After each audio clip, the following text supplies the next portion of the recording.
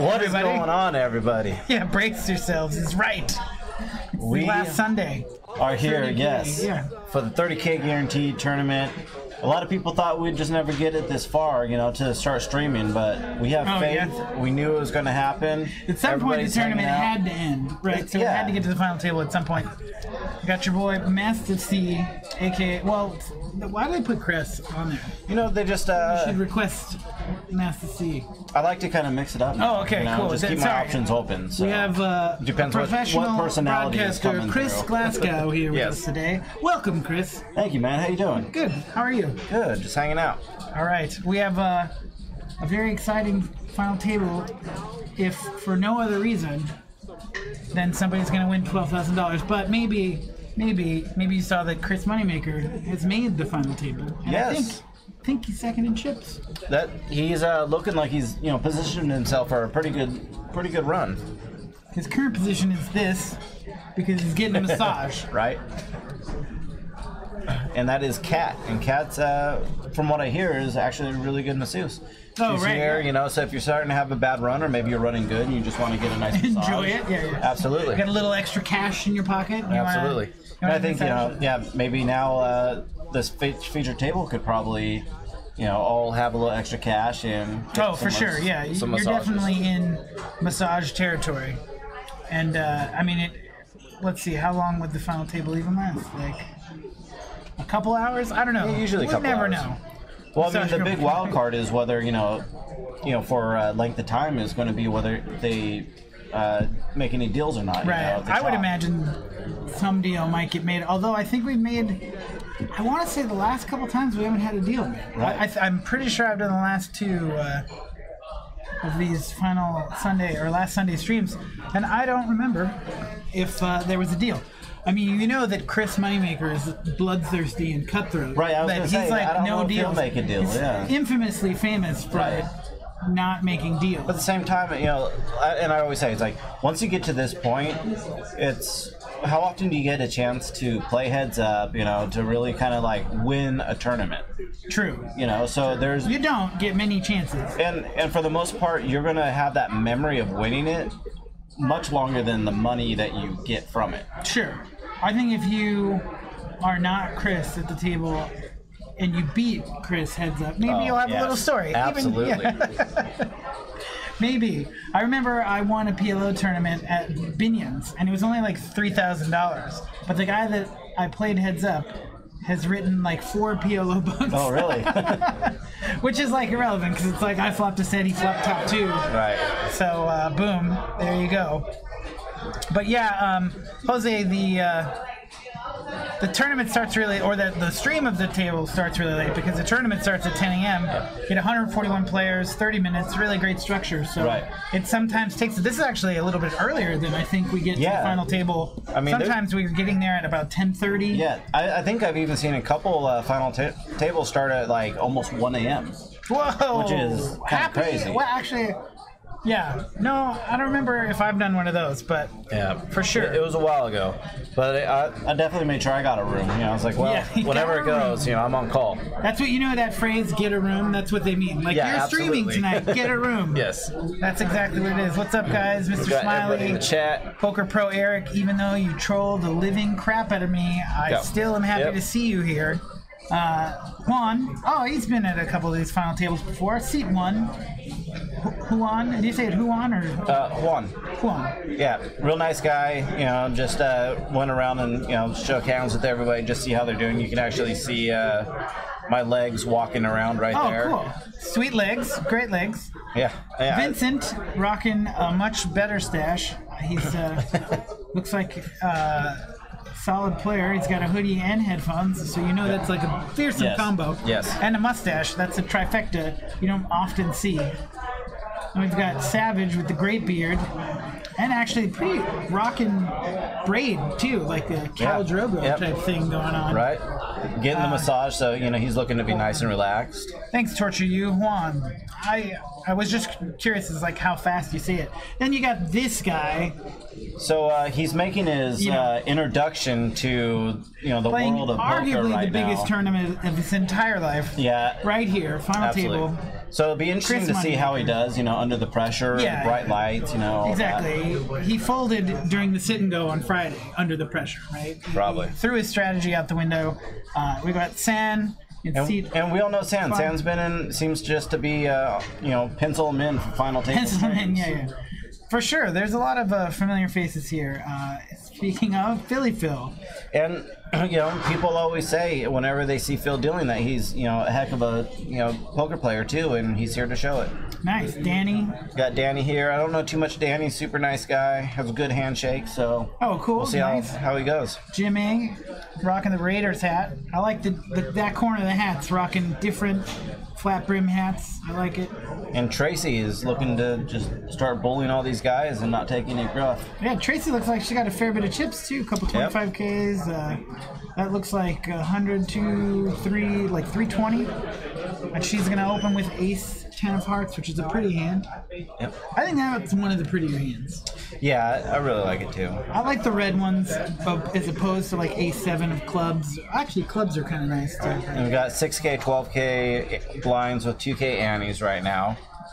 So Vincent's going to play it snug. I mean, he's in an interesting position. He had King Jack suited.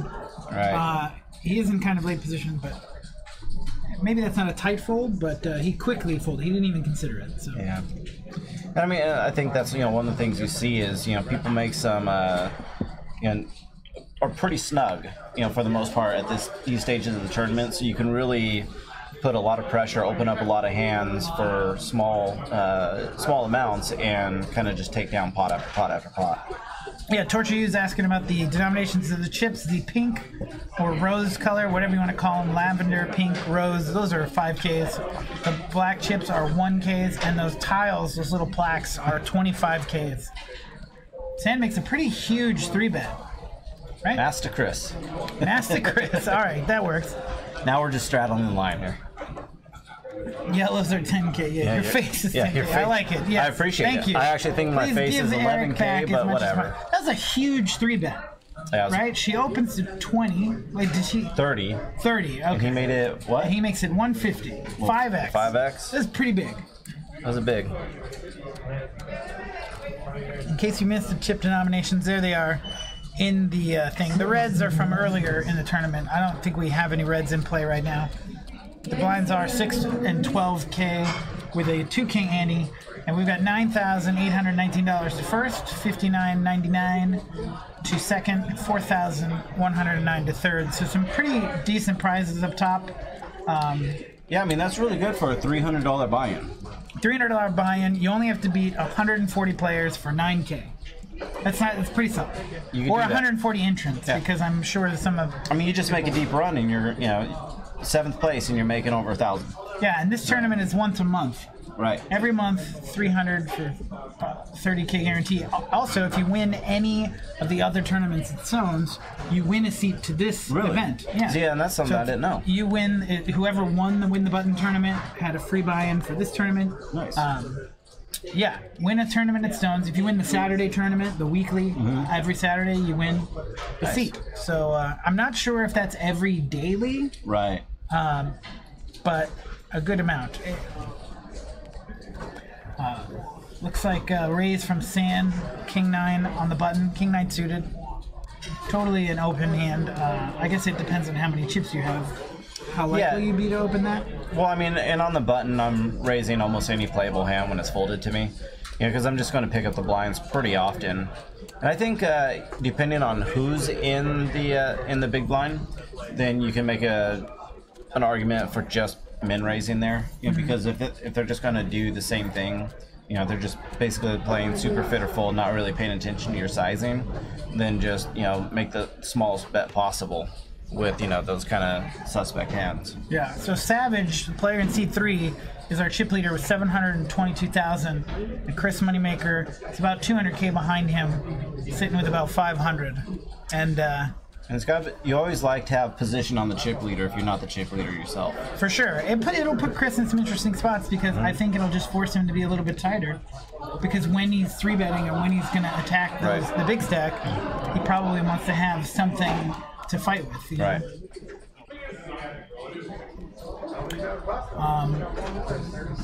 But yeah, I didn't catch the rest of the chip counts, but our top two, I know we have somebody who's short with 91K, so it looks like... What's going on, Watbry? Good to see you.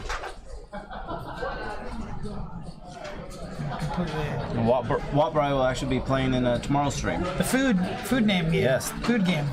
It'll be a fun game to play. Are you playing? No, you and I are in the booth. Oh, right. 2 nights in a row. Wow. I think I looked that up and I knew that, but I was not sure. News to me. No, I'm just kidding. News to me. Chris has got 10s. Take a break from Clash of Clans or Once Upon a Time Season 5, which is verified. That's what he's watching when he's watching it. So it looks like, he raises 28K, so just under the 2.5x. I'm playing this tomorrow with Chris Moneymaker. Yes, Eric's going to be at the table. Yes. Chris Moneymaker's son. Welcome. Good call. Yes. We know who he's rooting for. It took me a second to figure it out, but I picked up on it. Okay, so while that was a quick look at the chip counts, Chris picks up a little bit of chips with the blinds and annies, raising with 10. Play in and outs. Yeah, exactly. Every 30 minutes, Chris is going to run back and forth between the table and the booth. Yeah. What's up, Jake Chapman? Well, Poker Pro Eric, I actually play so tight they wouldn't miss me being gone at the table. So, it's probably okay. He plays about as many hands as an empty seat. Yeah, unless you put some wine in him. Yeah. In which case, then he plays them all. Wine and champagne and shots. He's basically like a shuffle machine. Yeah. ATC is good with me. All right, so Chris Moneymaker gets King Queen suited. Jake, I'm pretty sure the table tomorrow is full. I imagine there's a fairly big list, but JFK Stones would be the one to talk to you about that.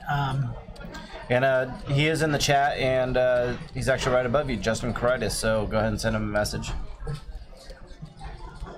And we can type in the I join, I think, right? All right, so Chris opens. King Queen suited. Danny's got Ace Queen offsuit, or Ace King offsuit, excuse me. And shoves for 175. So 147 for Chris to call. He's sitting with about 520. It's gonna be a pretty easy fold, because most of the hands that people are gonna be shoving, with his stack are definitely gonna be ace high hands, pairs, ace king, ace queen. It's just gonna be dominated a lot of the time. Yeah, I don't know. He calls.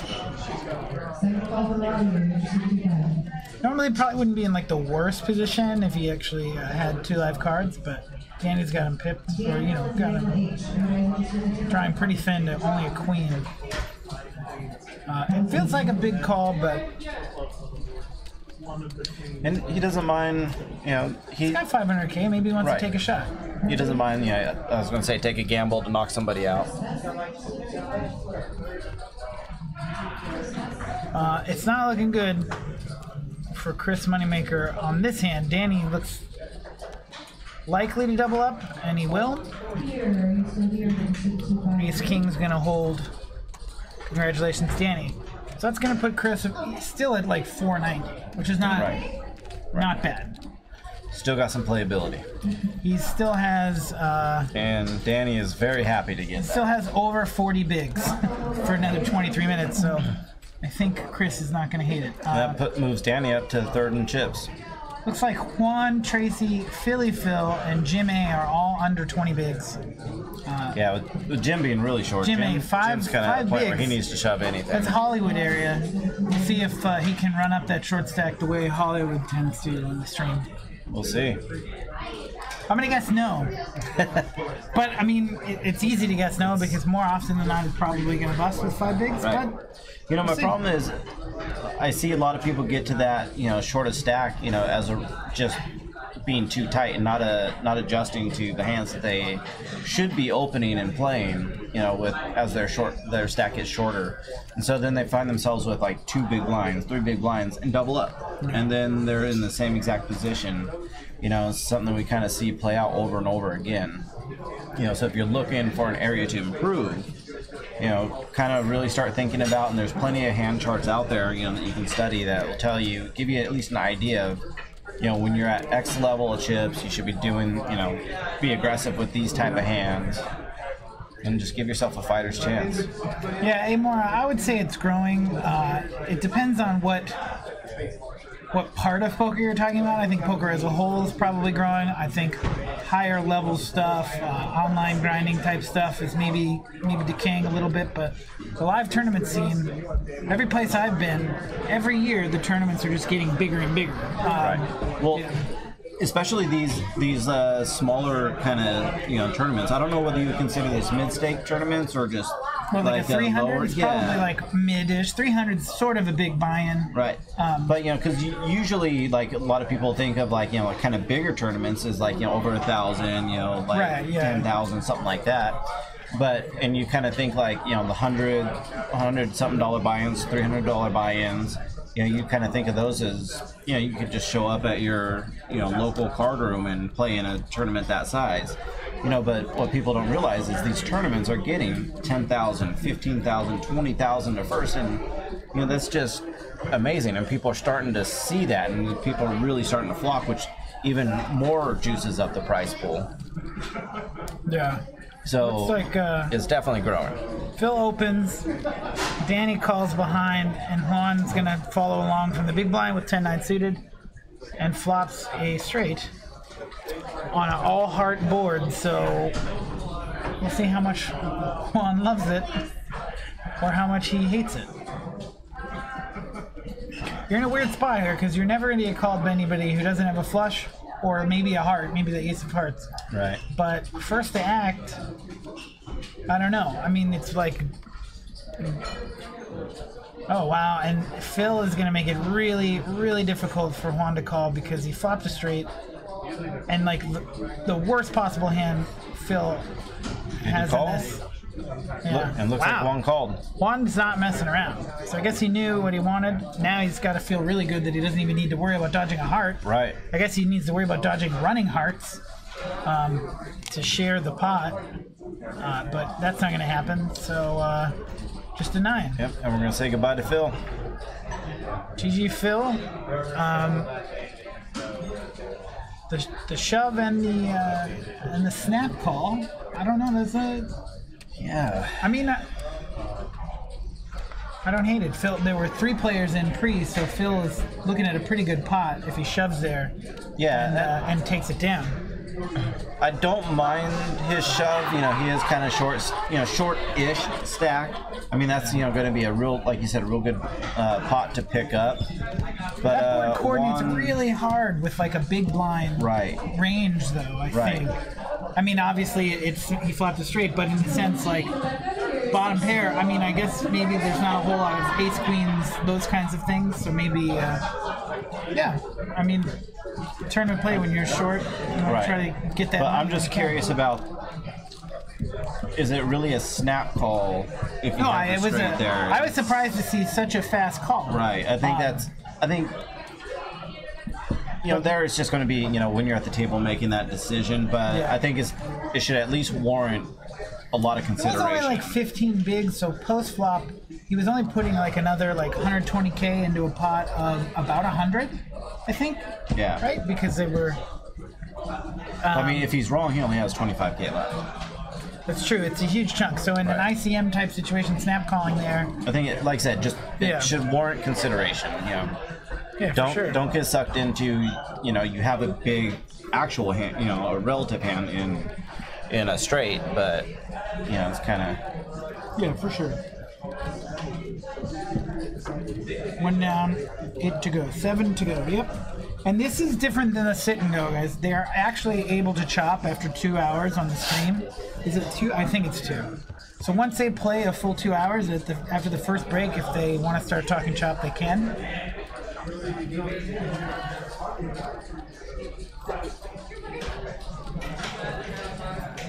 Yeah, for sure. Jose, if he calls there and Phil already has a flush, he hates it. If he has a single heart, he's not loving it. I mean, he's in the lead currently, but Let's see, Chris makes his 50K with second pair on Ace 5 King 3 board, 2 clubs. And he's playing against Vincent, who's got a weak top pair. I mean, whatever. It's like a middle level kicker. See if I think it's a good check. you think Chris will give up.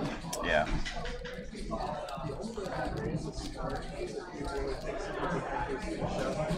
Did he just shove? He just Wow, went. surprising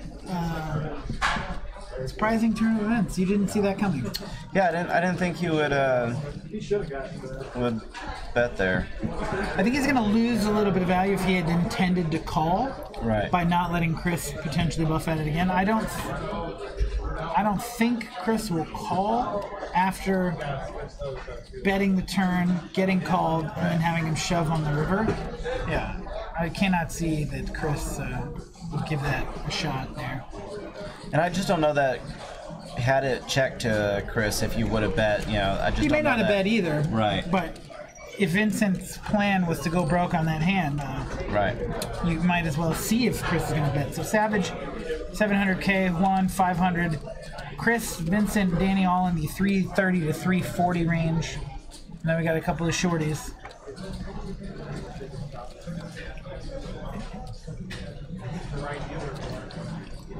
Must be nice to make bets on a beach. Crushed online playing Pai Gow poke. Jimmy Bluffett, what's going on?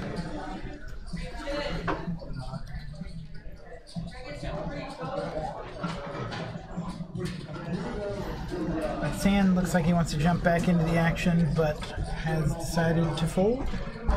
I think if Jimmy Bluffett and I go out to Vegas, we're going to have to destroy the craps tables. Yeah, I do like me some craps. craps is pretty fun. Once really you get is, like yeah. a hang of it, I think it might be one of the most fun experiences you can have in Vegas. Yeah. Because a lot of people, everybody wants to win, and pretty much if all the players win, they all win. Yep. And everybody's super excited. Yeah. And then, here we go. We got Jim all in for his 55. I can see this being a call. 55. This should be a call. So Yeah, Vincent should be a pretty will easy likely call. And he's not really taking too big a chunk out of his stack. I mean, 5 bigs from the small. Right, you got to think, it's Calling folded for around it. to a guy with 55K Yeah. in late position. You're getting 2 to 1. Like, do you? Right? I think Yeah, you're getting 2 he to doesn't 1. even need to look at his cards to shove there. Which actually puts Savage in an interesting spot. If he had gotten a hand worth trying to isolate with, it could have been fun. I don't know if you'd want to isolate there, at this point. Like, Oh, you true, could the ICM unless you have like a monster hand, you Right, could yeah. raise, but maybe a min raise for value kind of a thing. Yeah, Jim hates it a little too because his clubs are Right. covered. Now, I mean, he's pretty much done. There's running kings or running twos, and that's it. There you go. Looks like we lost 2 players real fast. So Jim and Phil Right. out in 9th and 8th And place. yep. Well, that was a good run for Jim. Yeah, I mean, he had 5 bigs. He laddered up once. Yep. Not bad. So the difference in payday is decent. Let's see. So now the short stack is Tracy with 17 bigs, which is a much more meaningful stack. She has some fold equity there. 15 bigs is pretty solid. Definitely. You're not really gonna snap call and that. with too 15 often. bigs, you can still open some hands. Sure, and right, not, yeah. Feel like you can still take a look at a flop and still be able to fold. You're not just committed to whatever hand you decide to play. And it actually puts people in bad positions because they know that you're kind of in that range of being close to committed, so they have to tread extra lightly, because anything, speculative that they give you is just, helping build your stack back up. Yeah, if you're able to raise with 15 bigs and just pick up the pot without shoving, it's a good feeling. Good feeling. And it's fun too when you have a stack that size because you might be able to against some players, maybe not all players, do some strange things where you're raising like odd amounts to where it looks like you're trying to get him to shove, and it's like, I can't fold, so I can't be bluffing. Those kinds of things. I know sometimes like a half your stack raise almost gets a fold a little bit easier than a shove. I really like, especially in the late stages of the tournaments, going with just min raises. Yeah. I just think for the most part, no one really, there's people aren't responding any differently to 2.5x, 3x, 2x. And if you notice that, say you have a big blind, like I said, that's going to just call you more often, then against them you can size up a little bit, but just any raise just holds a lot of power at this point. It's true. I mean, everybody wants to hold on to the chips. The only person who has chips to blow is Savage right now with 700K. I'm stripping now, by the way. Enjoy, guys. I know the viewers at home, some of them will be excited. You got the porn stash, now you're stripping. Might not be as What kind excited. of music is playing in the background? Well, people can use their imagination for the music. If anybody delivers me pizza, I'm running away. Oh boy. No pizza to the booth, homies.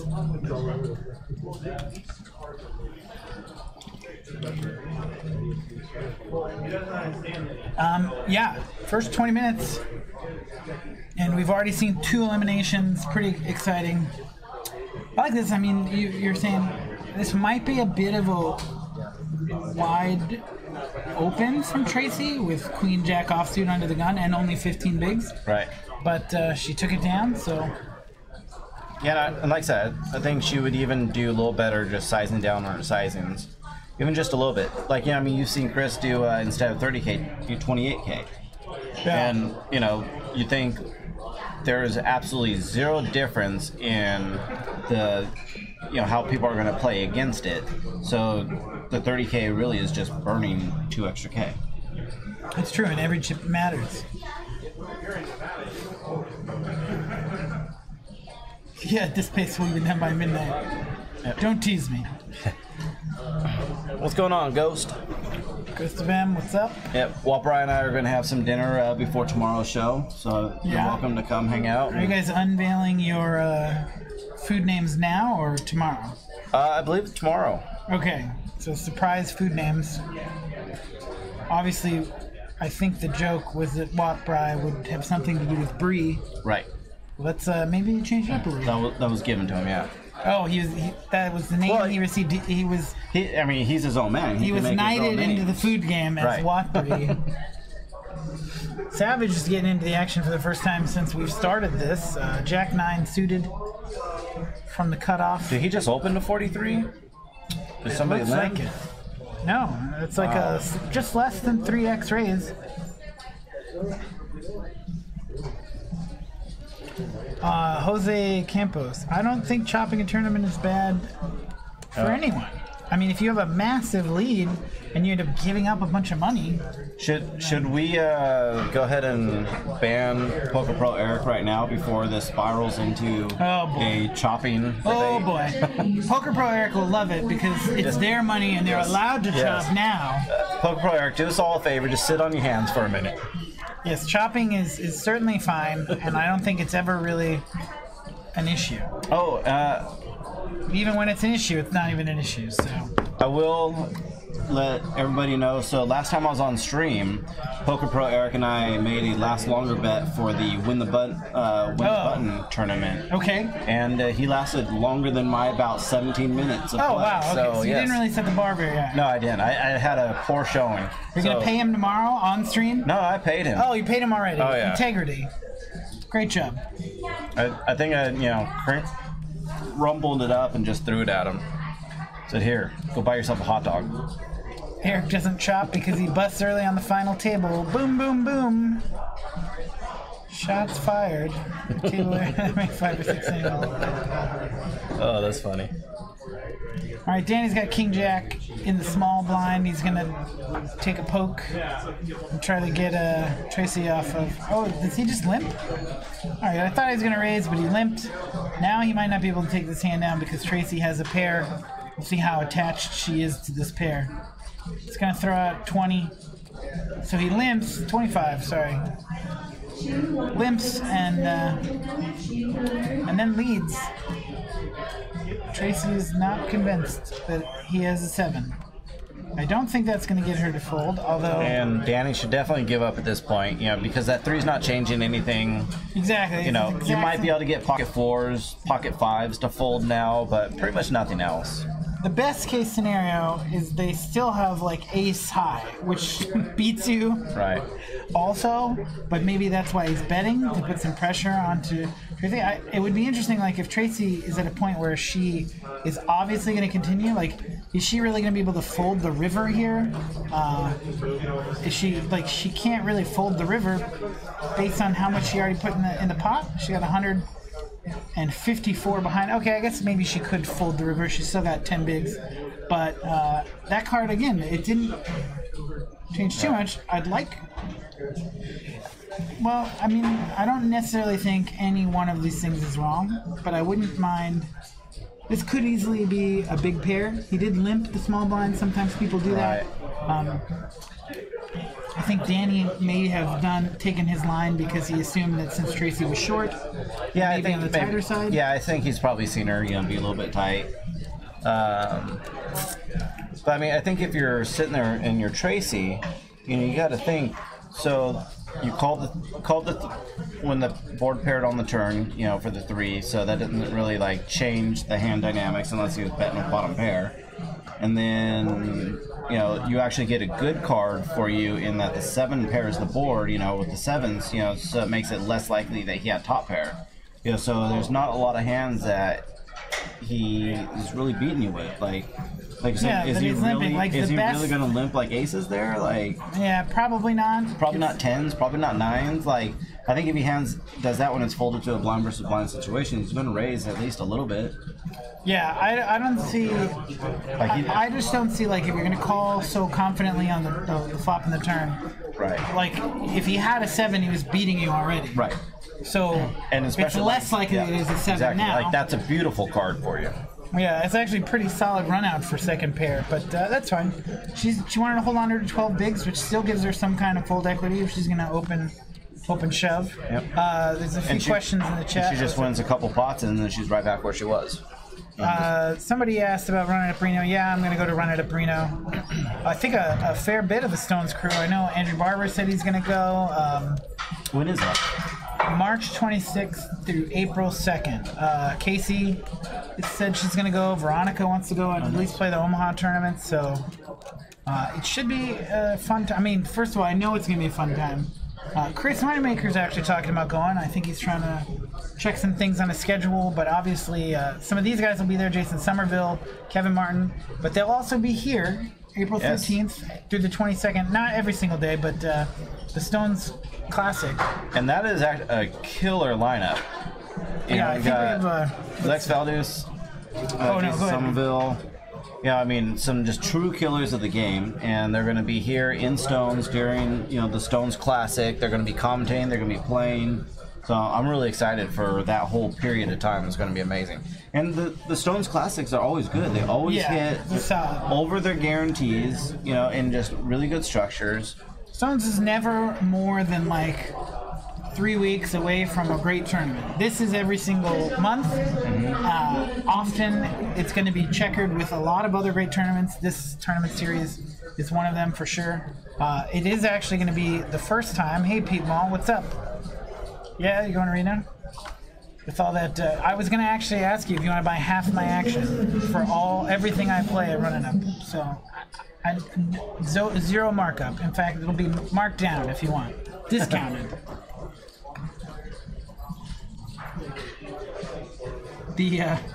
Vincent's got bottom pair, small blind versus big blind here.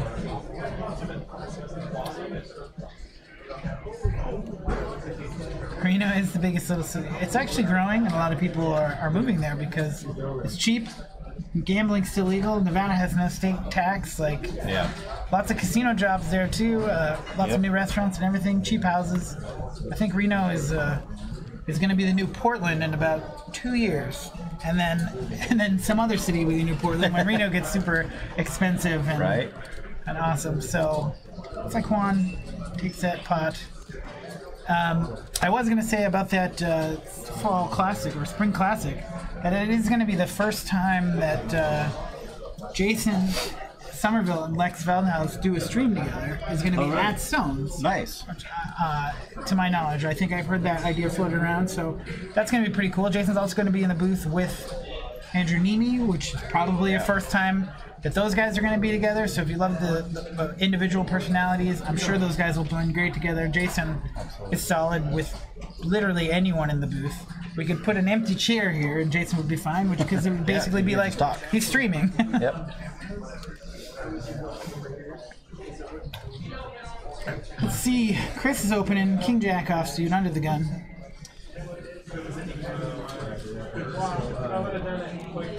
And I wonder if he's purposely sizing down just a little bit with, because the stack's a little bit shorter. Maybe.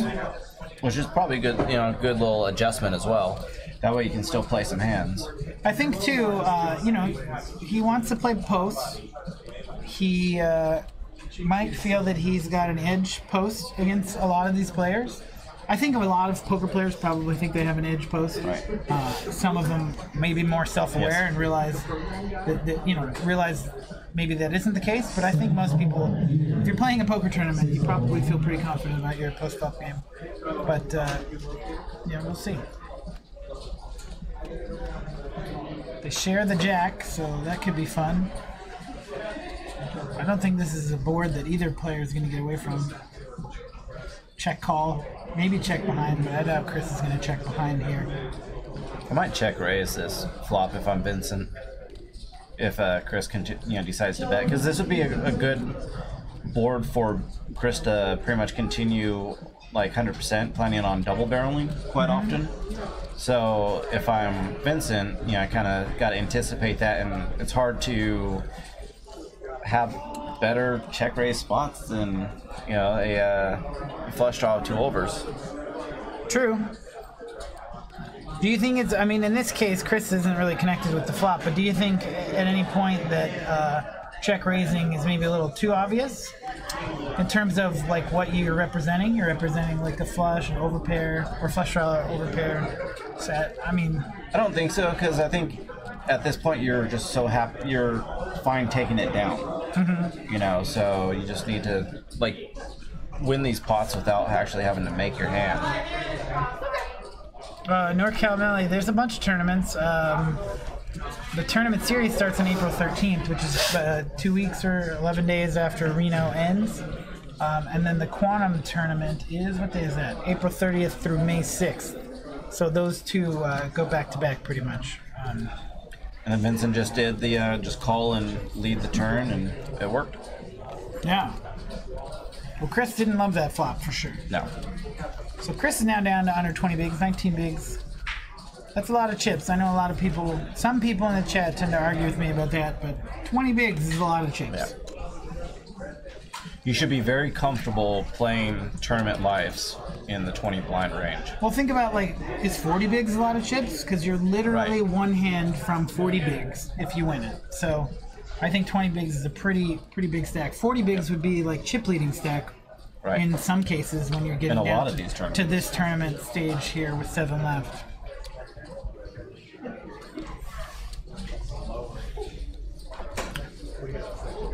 We're just using security cameras, that's right. Somebody in the back is colorizing each frame as we're moving along because it's normally in black and white. We have a huge coloring budget. We got a lot of Sometimes people back Chris there. Goes back there with the crayon. Yeah, but that's when all the colors out of the lines. It's like a pregame thing. Yeah. It looks like a shading thing.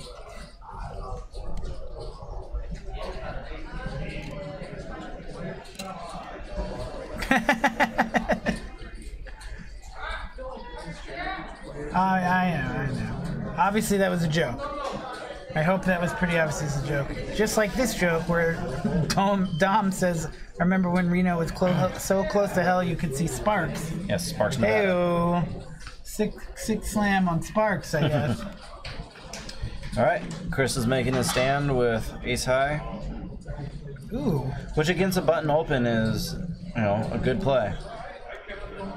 Yeah, 3. I mean, he's got Vincent covered, I believe. No, he doesn't. Actually, Vincent is... He did have Vincent covered at one time, but... put on the pressure. 229, 179 to call. So he makes it 50. Vincent makes it 50. Chris makes it 229. I mean, if you're going to play this hand in this position, you're certainly not calling. And you're not going to raise for less than all in, right? Like, and he gets it through. I wonder how much of that is Chris maybe picking a spot against a player he thinks is on the tighter side, or if he just thinks that that's a standard move that he would take against anyone. I think it's a combination of, it's that, that I think he thinks he's, a little bit on the tighter side, but also just the fact that he's raising on the button. You gotta think he's pretty wide there. True, like, right. Yeah. Even tight players are pretty wide. Nines is actually a lot better than you're assuming he's raising with on us. I bet you if Chris knew that he had nines, like once he finds out, he'll probably he's gonna be like, "Oh, yeah, I got away with one there." And the blinds are just now going up, so it's going to be 8-16, and unsure the. Tracy gets ace queen, which is a perfect shove hand here for her in this spot with as many chips as she has. There we go. And she heard you. Oh, Juan has ace queen. I can't really see him not calling here. I guess with the big stack behind, that is something with 2 big stacks, 2 guys who cover you behind you. And he has 451. But he does have a lot of chips, so he could put a big dent in either Vincent or Savage's stack.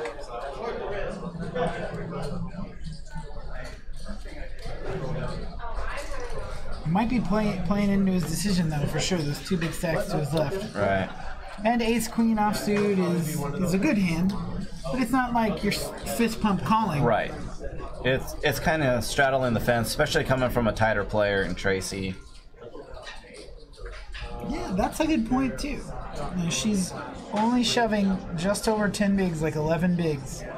I think Juan will call just because, I feel like he's the type that will take a gamble. I mean, we saw him kind of snap call, the straight with a flush on the board. He's looking to get his chips in.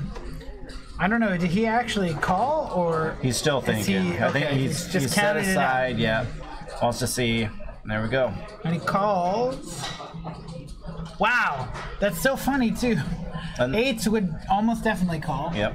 Well, we're assuming. Because Vincent has been but against the shove, I think he's going to call 8s from the blinds there. Especially, so say Juan folds. Yeah. You got to think that it's very likely he had a good ace. If he's thinking that long. So you think that some of Tracy's outs are taken, giving you better odds, on your flip. Looks like 8s would not have... Oh, never mind. Almost put my foot in my mouth. Speak of the devil. Almost gave Poker Pro Eric some ammo to use against me, but I did not do that. 8s would have won the hand. So I doubt Vincent, the way it was played, is really going to think too much about it, but maybe it will occur to him. Yeah. But I mean, 8s, a shove, a call.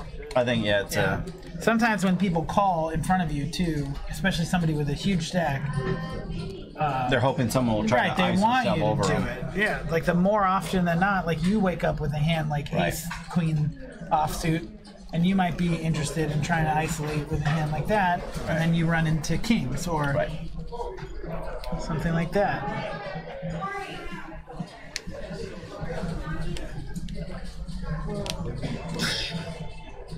So we've got 7 players left. I think each player currently is guaranteed. It just passed on the screen.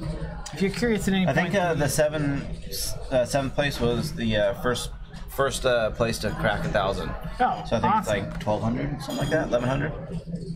We will find out. At some point, we're going to see it. Ooh. Juan's got 10s. What is that you're drinking? Strawberry Crush. What? Okay. I was gonna say it's very red.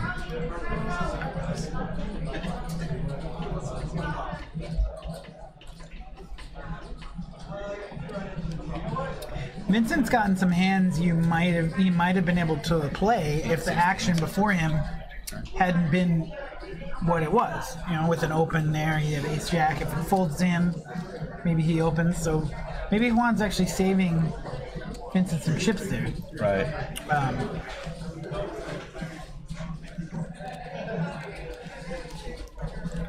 1127 to 9th or 7th place. So each player is guaranteed 1127, which is pretty great considering a $300 tournament. If you manage to get in for one bullet, that always seems to be the trick, right? Sure.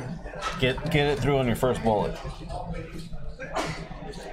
Apparently, according to our official records, Chris Moneymaker, even though he was ready to put in infinite bullets, on his first is only bullet, in for one. Yeah. Nice. Some guys just get lucky, huh? Yeah. I thought this might be the case. We've had this the last two times that we have the sit and go. A player from the sit and go has actually made the final table of the Sunday? Of the Sunday, yeah. Last time it was Sean Drake. This time it's Chris Moneymaker. So nice. Next time, who knows who it'll be? Phil Ivey. Maybe I'll need to play next month. There you go. You got to play both, though. Right. I play the sit and go, and then got to play the Sunday tournament.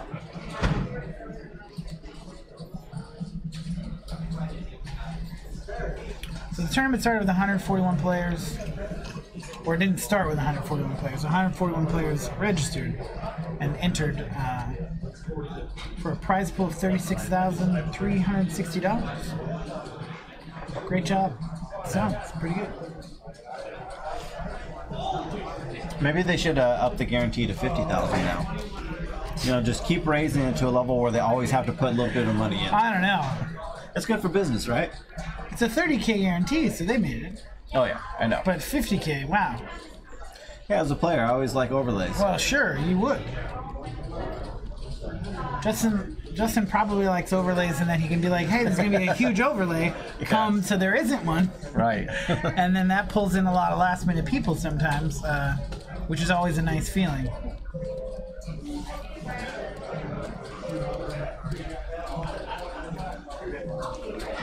I know that New Year's, that was a concern, and then the New Year's last Sunday got like 153 players or something, and it was well over the guarantee, so it was not an issue. But it's like Lance is telling Chris he can't play games on his iPad. Just kidding. Actually, I think he's probably helping him charge it, or I'm not sure, or connecting to the Wi-Fi. Either way. Let's see. Next month it'll be Hollywood at the final table. Who knows? Perhaps it will be. Hollywood's definitely capable.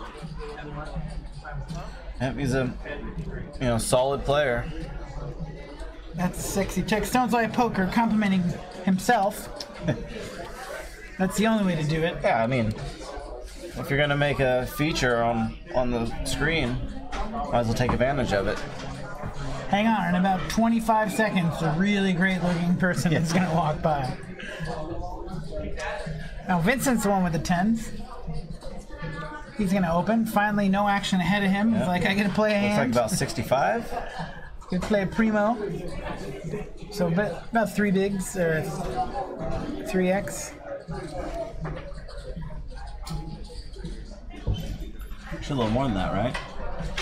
8 and 16. A little bit more. Yeah. Oh no, I thought for some reason I'm thinking 45. Nope. Yeah, we definitely have seen him be on the larger size with his opens. Yeah, Poker Pro Eric, they are not connecting Chris Moneymaker to the action tracker so he can see what everybody's hands are. Although maybe that's what was going on earlier today. Could have been. Which allowed him to make it this far. Or we're just lucky that Chris decided to come here for the week and happens to make the final table of the big Sunday tournament at the end. So looks like we're about to have a dealer change. So we talked a little bit about this earlier. The Quantum tournament is a 100K guarantee tournament with mostly $120 buy-in. So there's going to be 7 flights of $120 buy-in, 2 flights of a $240 buy-in, or you can buy directly into day 2 for 50 big blinds, $900 day 2 buy-in. I might just go day 2. Yeah, 50 bigs, 900. It's not terrible. Plus, you get to save yourself the long day of grinding, trying to qualify in one of the 9 flights. So in the bigger flights, the top 20 advance. So there's 2 flights for 240 and 20% advance, and there's 7 flights for 120 and 10% advance. So if you pay a little bit more, you increase your chances of making day 2, or at least you give yourself a better shot. Or you can just bite right in.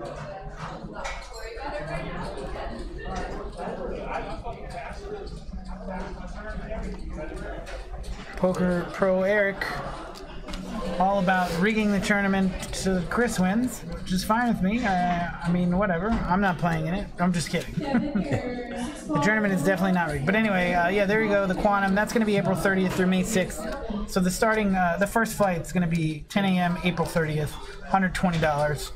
The first 7 flights are all going to be that price, $120. Top 10 are going to advance. Then 2 flights of 240 with a 20% chance to advance, or you can just, skip the line. And I think if I'm reading this correctly, so if there's multiple day 1, so if you make, make into day 2 twice, then your lowest stack will get cashed out for 900. That's true. You can play all 9 flights. If you cash all 9 flights, you're gonna make some pretty good money, because you're gonna get about $2,000, $3,000 before you even get to the cashing stage of the tournament. So I wonder if you bag 1 stack but you want to buy directly into day 2, you get a $250 discount. I don't know. That'd be interesting. Chris is going to raise the 35K with ace-9 of spades.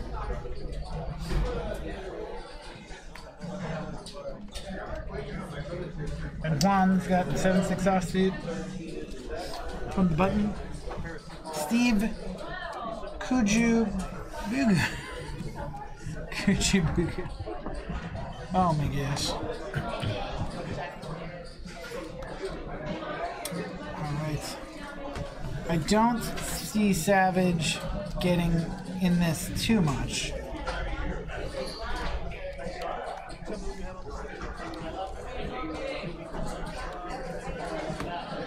Oh, I had a first-time viewer of the stream message me on Twitter. That's cool. Oh, nice. Sean Chafin.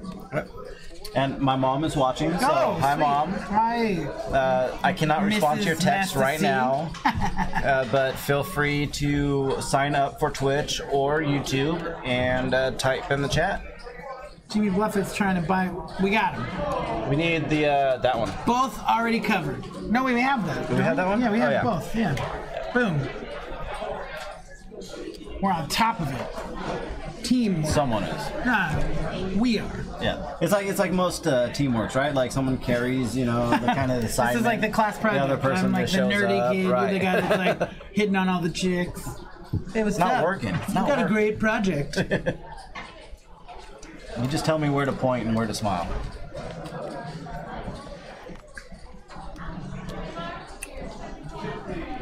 Savage hasn't been super active for the player with the big stack.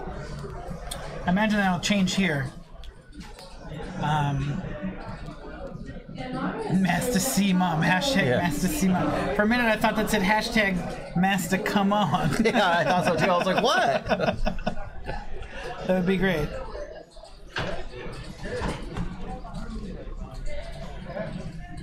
Shows Chris an ace. It wouldn't have mattered. It didn't matter. See, I'm a good guy. I'm not picking on you. I got an ace. 6 What I'm going to deuce do? of I'm going to raise a offsuit. little bit. 6 deuce of the offsuit.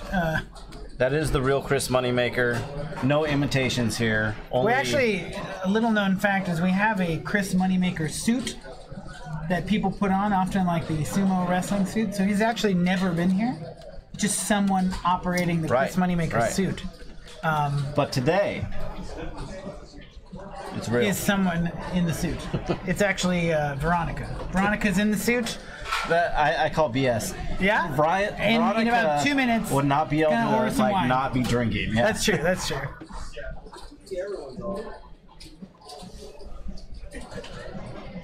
Agent, your 1 season now available. Money maker, do you have your own? All right, so Tracy's got King 10 of diamonds. She raises 60K, I think.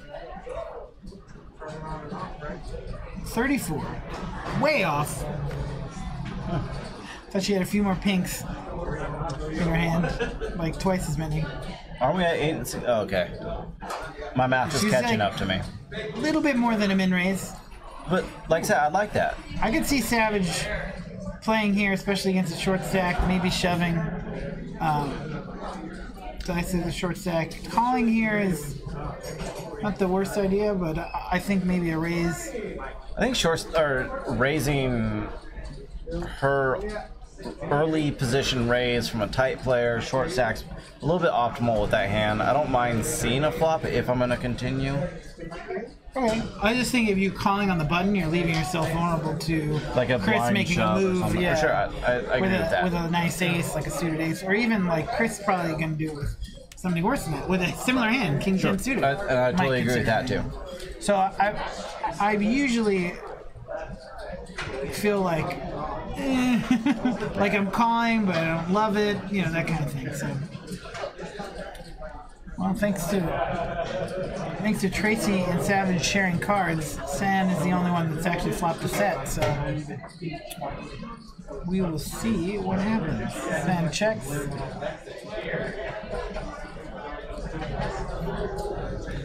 I think this is would be a decent board for Tracy to shove.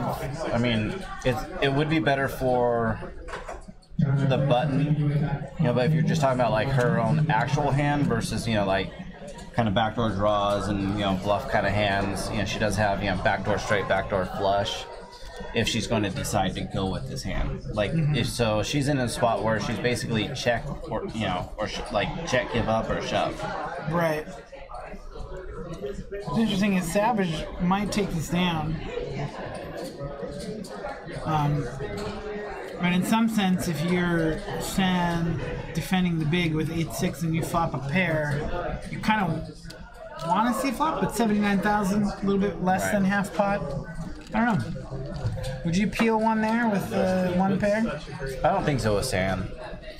It's going to be hard to continue and beyond win that, the pot. Call and then you check again, like and then you're stuck. And you what only have card is good bigs. for you? Right. Other than a 6. True, like a 6, not even an 8 is that great for you, right? Yeah.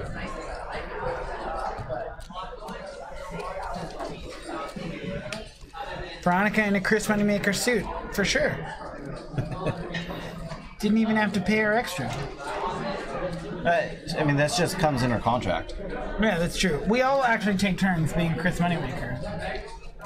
And I actually get out of it the most just because my name's Chris, so it's like confusing. Like I forget that I'm in character. Oh, right. They're like Chris, and you're like, yeah, what up? And they're like, Moneymaker would never say that. And you're like, nah, man. It's all good. It's Master Moneymaker in the house. Yeah. That's when they kill the audio on the tables, is when I'm in the suit. Yeah. Don't want to give it away.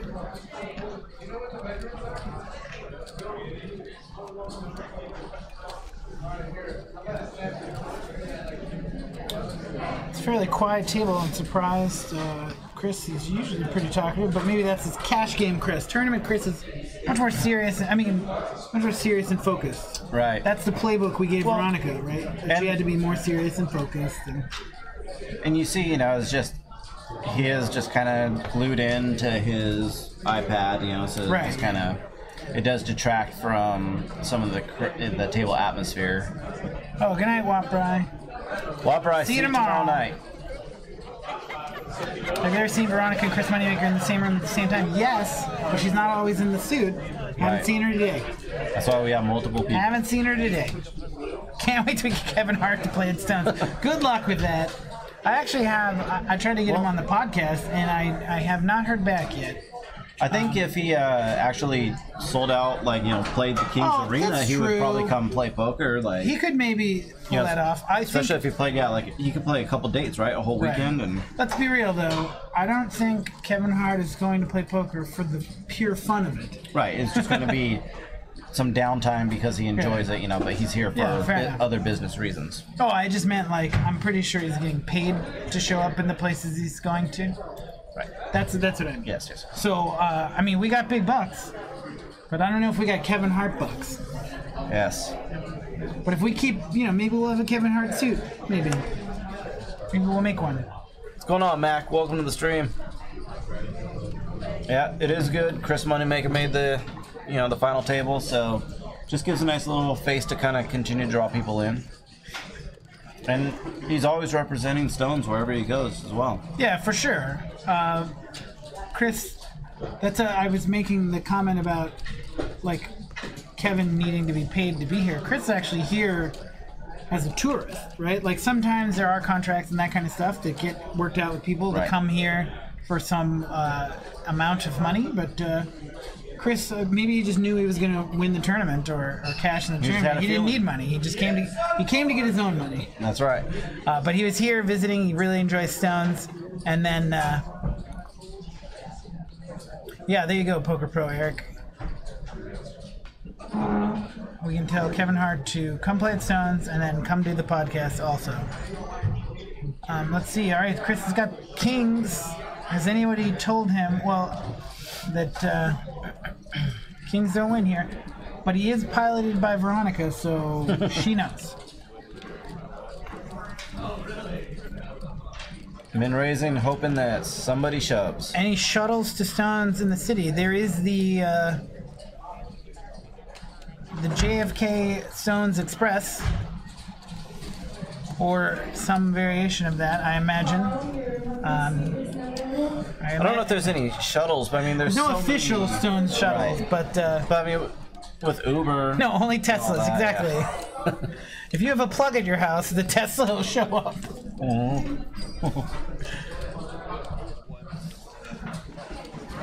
Yeah, Chris making the final table is pretty cool. Pretty cool. What a coincidence.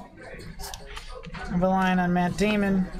There you go. Oh, Jonathan Little, and there you go. This is what it would look like if you looked like Jonathan Little in the Tesla with JFK Stones.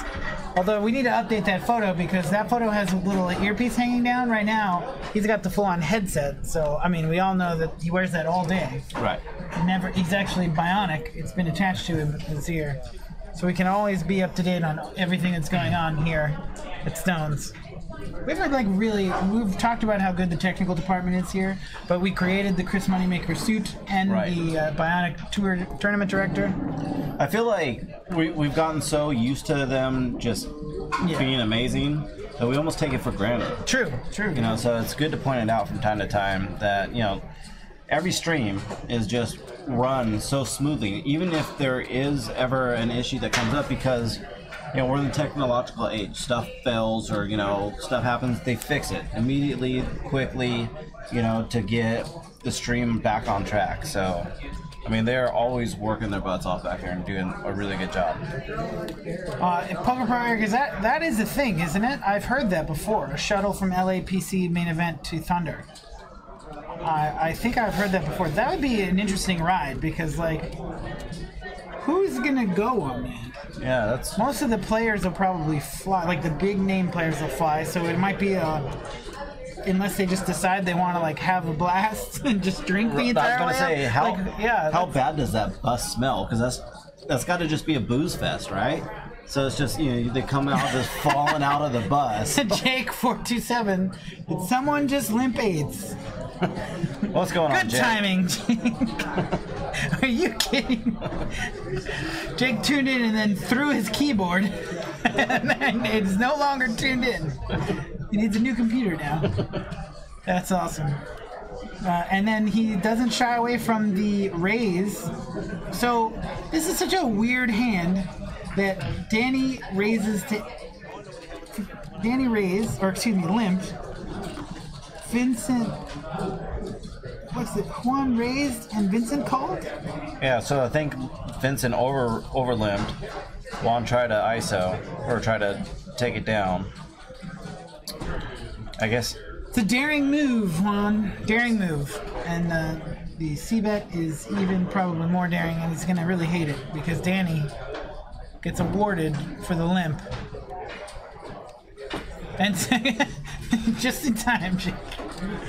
He's going to get rewarded for the limp here. Danny is going to flop a set against somebody who's leading a hand. Well, in a sense, he's not going to get rewarded past this because there's literally no way Juan will continue past this point. I would hope not. Yeah, that's true. I can't say literally no way because I guess... I mean, we have seen him do a couple questionable decisions already. Looks like a bump to, 150 so about a min raise. Yeah. He clicks back. Juan. Okay, the card reader is either broken or he's just trying to save face here for a second.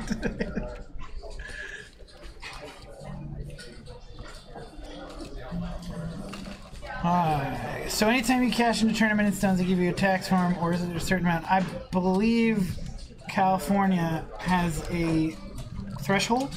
If you're below the threshold, you don't have to fill out a tax form. Correct. And I think it's, 5,000 more than your buy-in. So in this case, $5,300 and below, no form.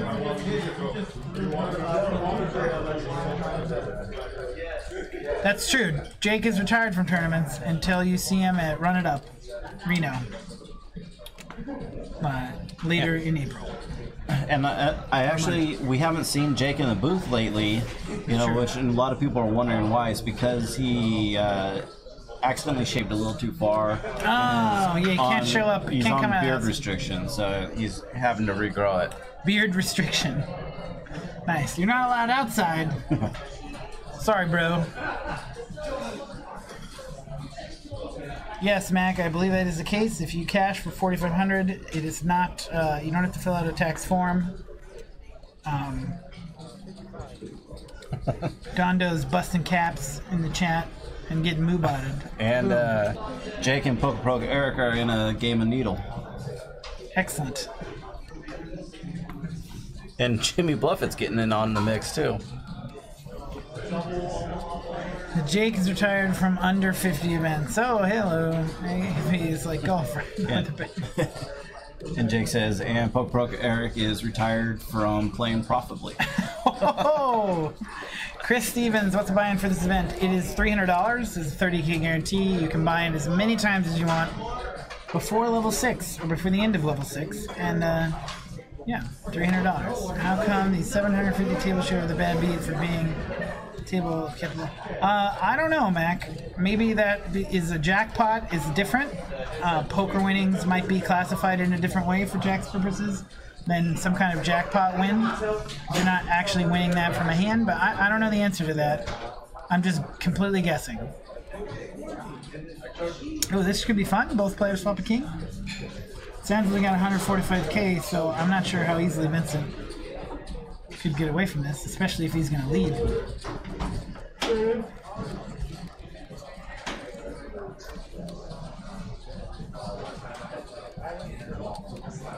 Wow, and the snap all in.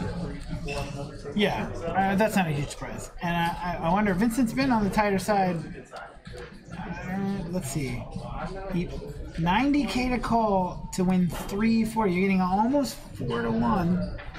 And you've got top pair with a backdoor flush draw. I think it's safe to say this might be a tight fold. I mean, obviously we're seeing what Stan has, but if this happened to you, are you snap calling for this price? Or considering it? Keep in mind, too, he's got 300K behind. Right. So you're calling 90, you're going to have about 300K, which puts you under 20 bigs, like 17, 18 bigs. So maybe that plays into it a little bit. Yeah, and he folds, and it's a tough spot. I think it's just weird because I just don't know that I would ever really donk this board. Well, fair enough, yeah. Right, but once I do, I feel like I probably got myself in a position where maybe I just got to call it off. Right, so if you check and he shoves, it's a huge shove, I think, right? It's like it's like 100 and 40 into like, you're getting like 2 to 1 at that point. I think I could probably fold.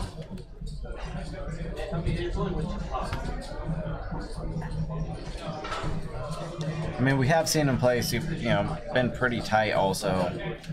So, I mean, it's just... Yeah. Just will not be loving that hand. Well, I think King Jack in that spot is a pretty nice check call hand. Assuming he doesn't shove, right? If he makes a normal bet, maybe because he's holding ace king, maybe he actually does bet less and try to get some more action. Yeah, there's actually a locked chest down here below, the camera. It has all the Chris Moneymaker wine in it. It's actually, maybe you haven't seen because you came in and we didn't have a chance, but they've actually dug out a wine cellar. Oh, right underneath one of those like spiral, staircases. Okay, yeah. Well, you got to keep it nice and fresh. Right? Absolutely,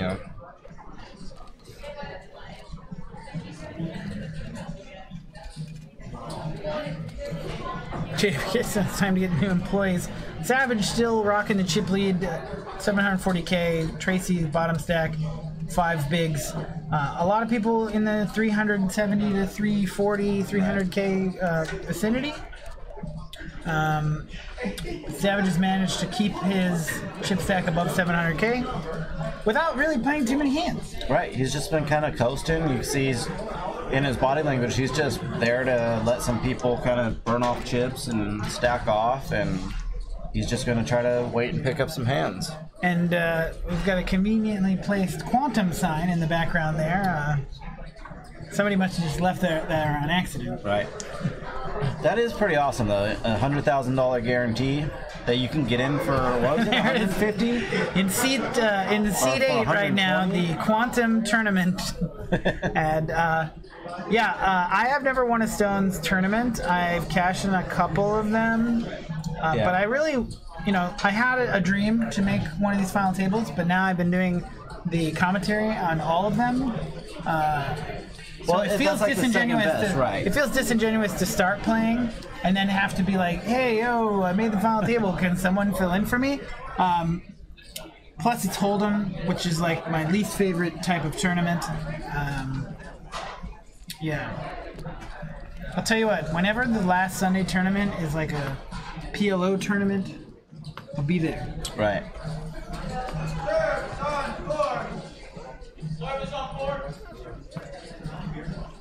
I feel like the problem with most tournaments for me is they just start too early.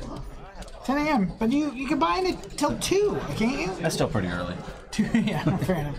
If you guys aren't already following, pop the follow button on Twitch or YouTube. You can follow us on Twitter at Stones Live Poker. And if you want to know what's going on in the gambling hall side of things, you can follow at Stones Gambling Hall. Yep. Jake, yes, a lot of people are going to run at Arena, as far as I've heard. Barbara says it's going. Casey's going. Veronica's going to show up and play some Omaha. Moneymaker's actually talking about going. So I'm at least going to look at the schedule. And Chris is going to come. Maybe. We'll see. Pressure. Moneymaker actually said he is going to sing at karaoke if he comes. Oh, wow. What's up, Jesse Fullen? Speaking of karaoke, he's the host of the Run It Up karaoke night. Also, among other things, he works with Run It Up. He's doing social media for them and everything, yeah. And is an excellent host of the karaoke night.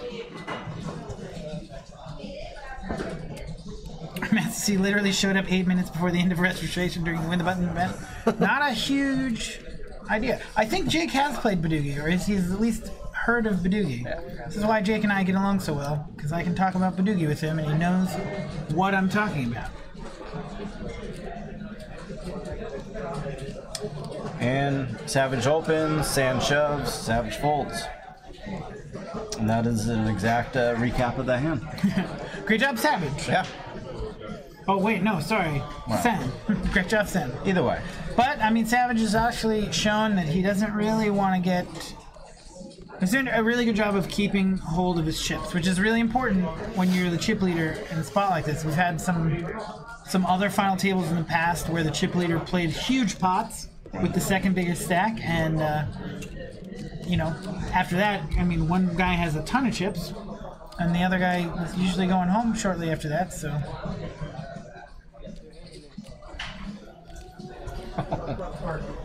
Jake with some prison jokes.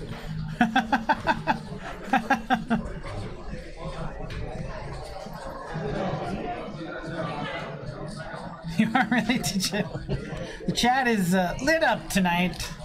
Which is the way it should be. Pretty exciting. It's best when the chat goes on its own tangents. And That's true. It's like I feel less obligated to pay attention, but then at the same time I'm like reading it, and sometimes I miss the action. I'll jump in the middle. I'm just like, oh hey, yeah, wait, what? what? We've got a table going on, so it's pretty. Tons of seniors. Like, how are they talking about Pinocchio? Yeah, you'll see some familiar faces that run it up too if you're playing at any of the tournaments around here.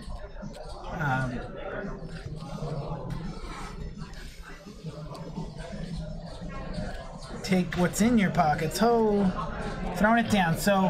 And Tracy finds a hand to shove. Juan raises to 40K with Queen Jack offsuit. Tracy's making it 65. So Juan's never folding. Savage is probably also never folding, but it'll be interesting to see if Savage gets Juan off the hand, right? Right. If Juan opens himself up to, because I can't see Savage folding here for this price. Ace 10. Looked like he kind of had that little 70 ready to kind of pull the cards out. Yeah, he's getting 4-1 here, but it also that thought of he's trying to hold on some chips. But 4-1 is 4-1, and he's gonna take a shot, take a gander at the flop. Plus, a lot of times in these situations, people. Yeah, thanks, Jimmy Buffett.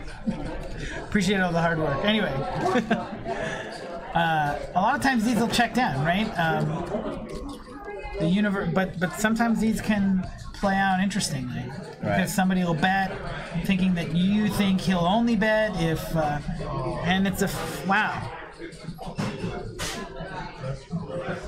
So it'll be interesting. It's like Juan, is he ever gonna fold if Savage decides to bet? Probably not, but I don't think Savage is ever gonna bet on this board. Right. And I certainly don't think he's gonna call here. So we might lose another player here if Juan can hold. Tracy's gonna be looking for a jack or an ace. Jack or an ace. And he's going to call. Oh, Savage does call. It was such a small bet. Yeah, really nice river for Juan. We'll see if he can take advantage of it.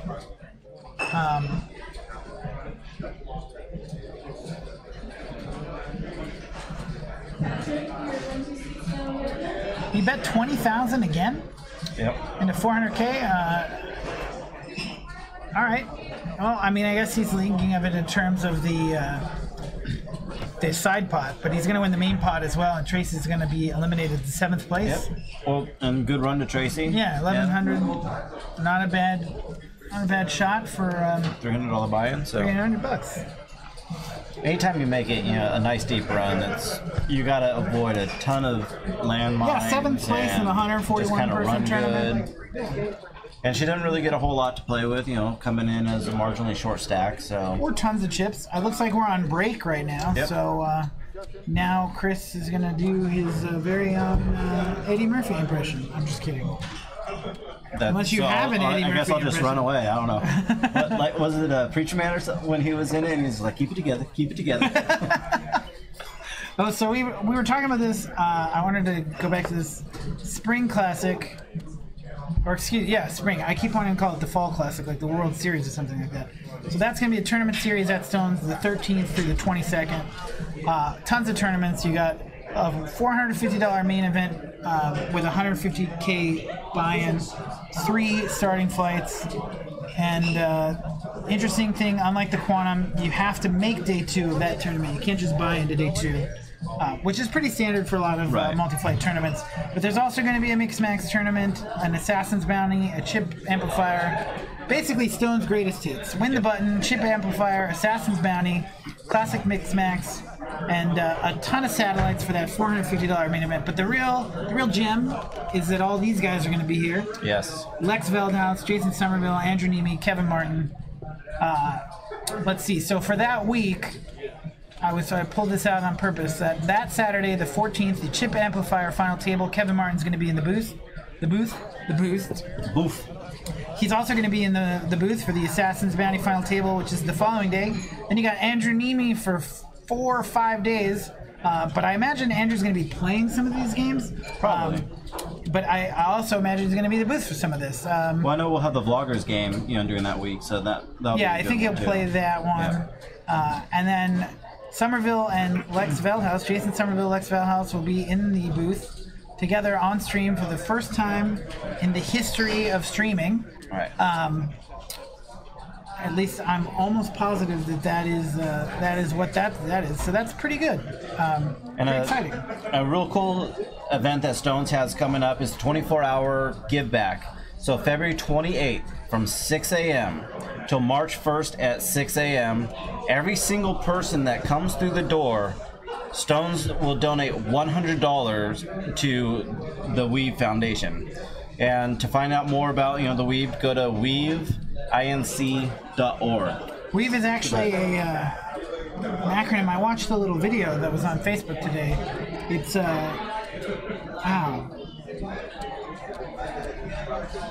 It's something about helping women leave a violent environment, because the core of the Weave organization is to help people that are in domestic violence situations, sex trafficking type situations, or what is the other thing? I forget what the other thing is. Yeah, but come down. Just come in the doors. That's all you got to do. You don't even have to spend any money here. It'd be better just to come play, hang out, because everybody that's going to be here is going to, be like-minded, and, you're going to have some really good people to talk to. No links. It looks like we got some more jazz going on. The specifics on the Chip Amplifier tournament. So you've heard about this. We've had it before here at Stones. It is a tournament where you basically pick your buy-in, and it says how many chips you get. So for $120, you're going to get 10K starting chips, and you have this option for the first hour of the tournament. But I think... Oh, no, okay. I thought you could buy in at different times. You can. For more money. Okay, right. So at any time you can buy in for 60K, right? Right. So every time... No. No. It's like a time. See, this is where I'm confused. Let's see. Oh, we have Frozen? Is the stream frozen for you guys? Oh, there it goes. There we go. I just got like a weird blinding light. You do your thing. I'll figure out my thing. Yep, so the Assassin's Bounty Tournament, Sunday, April 15th, 10 a.m. $25,000 guarantee, $100 bounties, $300 buy-in, $10,000 or 10,000 starting chips, 30-minute blinds, $25,000 guaranteed, unlimited re-entries for the first 6 levels, and so it's kind of one of those things that you just got to keep buying in until the registration closes. Either knock people out or keep buying in. But the nice thing is, so it's a $300 buy-in, but $100 bounty, so really you only got to knock out 3 people to get your money back. Anytime you make... to buy some more chips. Right, and anytime you make a marginal run in the tournament, you probably knock out 3 people or more. So it's not too hard to kind of break even. I remember I played, Running Up had a $1,000 bounty tournament, 500 bounties, with $500 bounties, for the first time, and I was like, I'm just going to buy directly into it, I'm not going to bother satelliting, I could probably knock out 2 people. I bubbled. It was like the stone bubble, or 2 outside the money, and I got 0 knockouts. It was pretty rough, so... doesn't always work out that way, but these are great tournaments. Right. So the Chip Amplifier, Justin's going to correct me if I'm wrong, but I'm pretty sure at any point in the tournament, you can pay $550 and get 60K chips. So if you really wanted to, you could start the tournament with 60K chips, which sounds kind of like a bit of chips. But if I'm wrong, then there's like a time where you can buy in for 60K chips. Right. So what I've done the last couple times is just buy in at the last last buy-in point. So I guess that's the 550. You get the 60,000 in chips, and you're already coming in as one of the big stacks of the table. 60K. It's really hard not to make the money when you do that. Yeah. So I'm pretty sure the way it works is that you have a limited amount of time to buy in for the lower one. Right. So you can only buy in for 120 at the first two levels. Then once it hits 11 o'clock, then you're buying in for 220 or 350 1 hour after that, so or like, 550. Yeah, 2 levels, 2 levels, 2 levels, 2 levels. So that's pretty cool. And then the Stones Classic Mix Match, Monday, April 16th, 10 a.m., a $15,000 guarantee, $200 buy-in, $15,000 starting chips, 30-minute levels. Again, unlimited re-entries through the first 6 levels. I want to play that tournament. The nice thing about this, so the tournament begins 8-handed. After registration, they redraw once you get down to 48 players, and it's all 6-handed play. Once it gets down to 24 players, they redraw again for 4-handed play.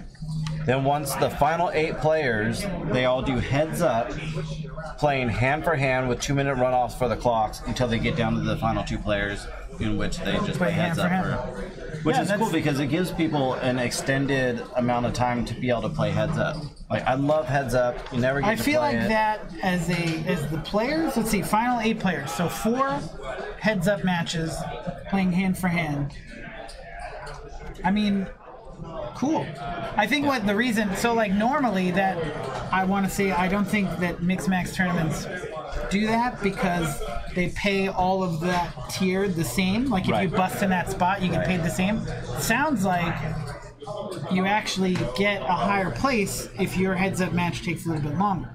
That's what it sounds like. If they're going to do hand-for-hand, but maybe they're just doing hand-for-hand to make sure that everybody's playing the same amount of hands. They do the hand, to make sure, to give everybody instead of 2 guys who are just like speed playing and getting through a ton of hands. But, and that way also someone doesn't just, 2 guys decide not to just sit there. Yeah. There's also not like a huge wait.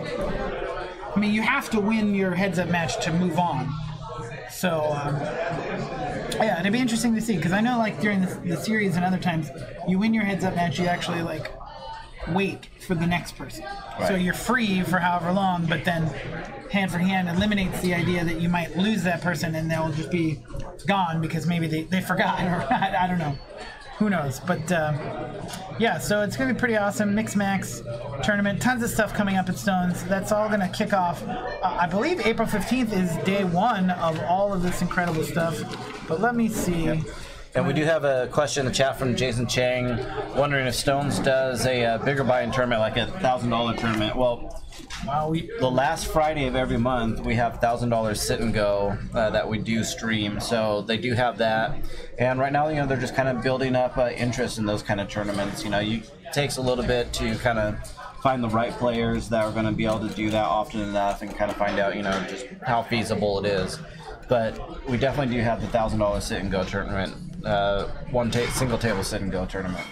Yeah.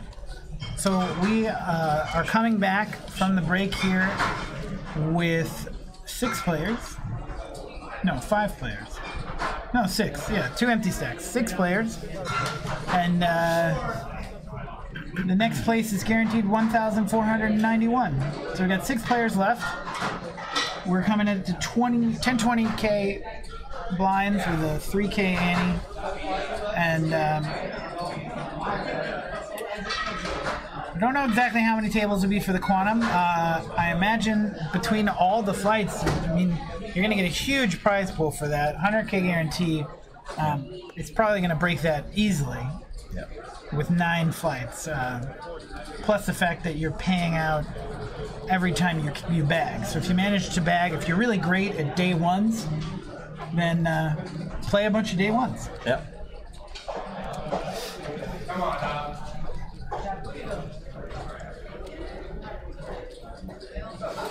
Oh $9,000 stones. Well, Mac, I imagine that $9,000 doesn't look as impressive as $8 million. Right. We could do it all in ones, in which case it would look pretty great. But I mean, But that's a pain in the butt to take home. And they pay out in chips anyways. You know, most places pay out in chips. And then you take those chips to the How long till cashier. Stone starts paying out in Bitcoin? And could you imagine the fluctuation on that? Like, Yeah. just from when you buy into the tournament to when you cash, there's going to be like an 800%, like, you know, change Like if you, in what was it? value. Somebody made a tweet, if you bought a Lamborghini when Bitcoin was at 20K, and then when it dipped all the way down to 5K, that's like the best deal you ever got on a Right. Lamborghini. But obviously at some point, Bitcoin will probably be over 20K again, in which case Up, you down, paid up, down. more for it than you Right. would have ever paid for it. I don't really like the idea of buying things, physical things, with Bitcoin. I don't know. At least not until the price actually stabilizes a little bit. I don't know if that ever really will happen. To be less drastic. Why would it be trolling? I didn't actually answer the question, Eric. I just told him that it looks a lot less impressive. But apparently it's illegal. Yes.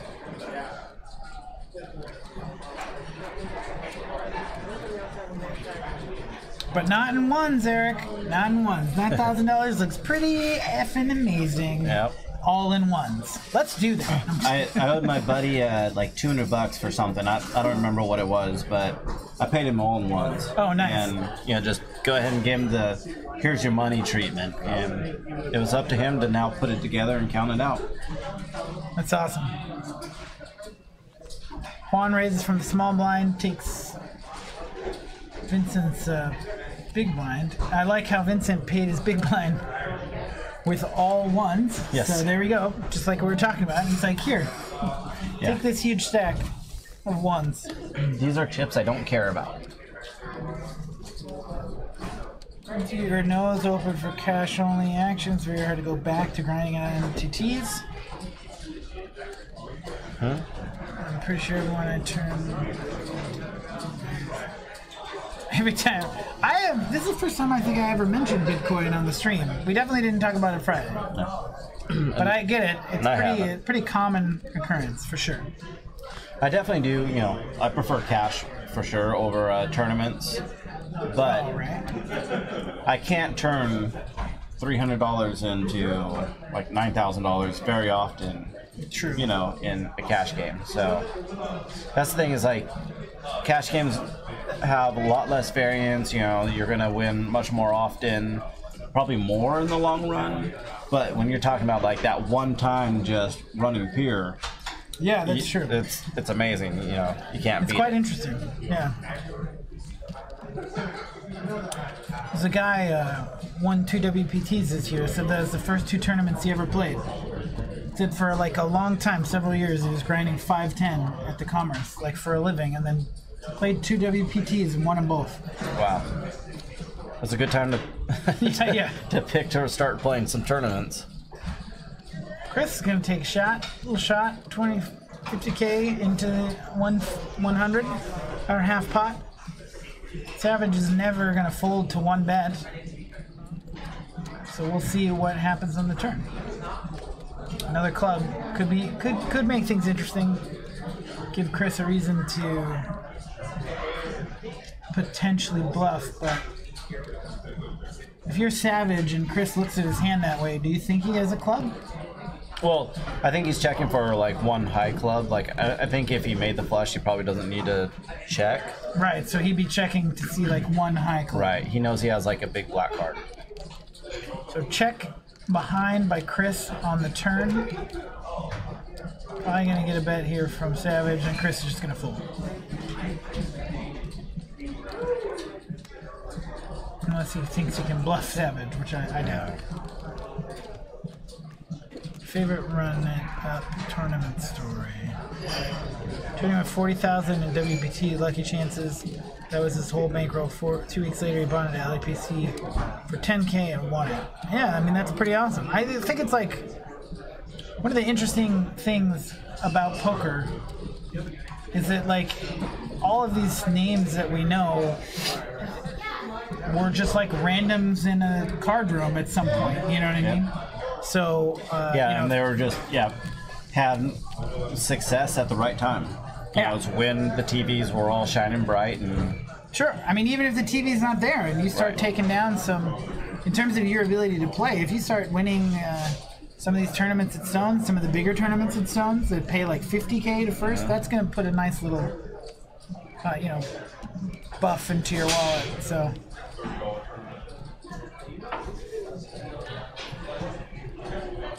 Sam's got one of the pretty hands, Ace Queen of Hearts.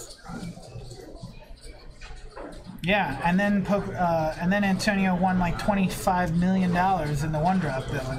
Obviously, not all of that.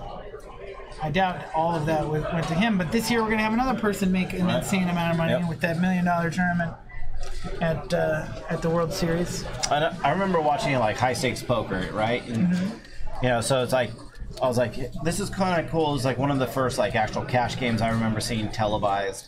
And so I was like, hey, man, well, now we get to see like some cash game-based players versus some of these just kind of more tournament-based players and kind of see, like, who's got the skill.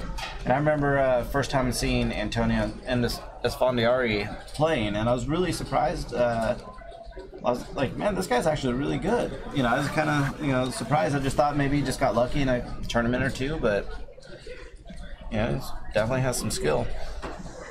Yeah, for sure. Definitely. I mean, there's a lot of situations. Looks like Chris is down to 6 big blinds, and Juan's actually closed a bit of the gap between him and Savage with over 600K.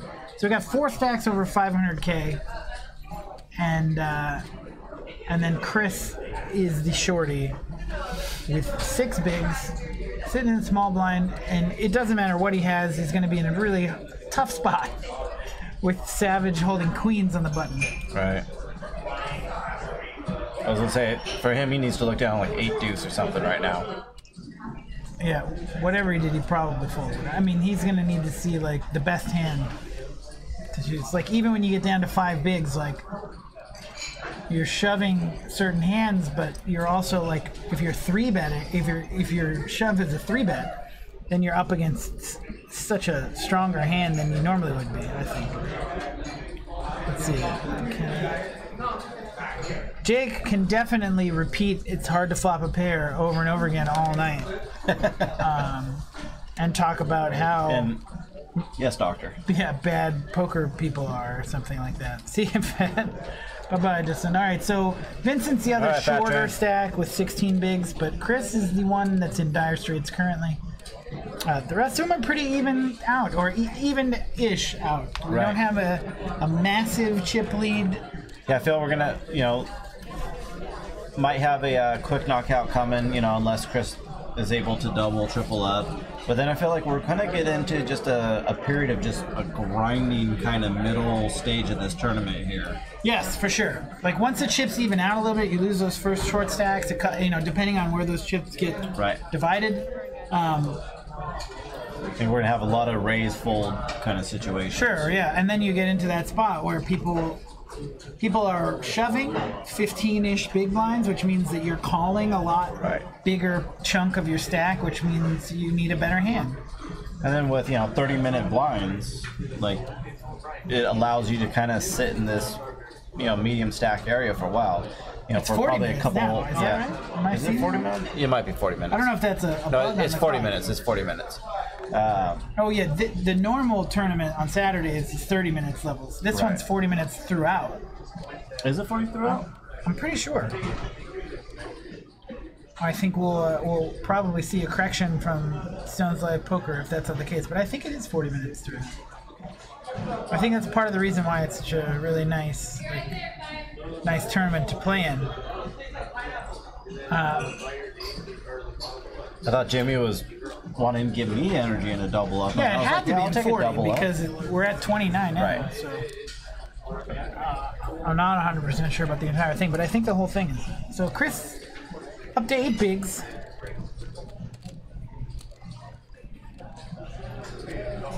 Okay, so the Moobot says win any Stones tournament, so I'm gonna assume that means if you win the daily tournament, you also get a buy into the 300. So that's pretty awesome. Any of the daily tournaments at Stones. Also, there's the thing that Justin told me about that I never knew about before, which is if you play all the dailies, there's like a special tournament once a month for all the people, like the top however many cash earners in that like month of daily tournaments. Kind of yeah, thing? exactly. That's cool. That may not be monthly, maybe it's like every couple months, but he was telling me about that on It was probably like a free roll kind of a thing. New Year's. I think he was telling me about that.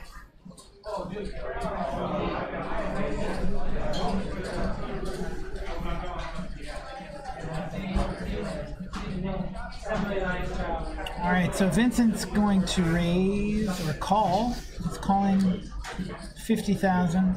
Excuse me, he's raising to 50,000 with King Jack offsuit under the gun. Lon's still commentating. Yeah, it's going to be out at the WSOP. You know, being Lon McCarran and announcing the final table and stuff. What's going sure on? You Lon can will call get me into Joker. Get into the booth at some point. What up?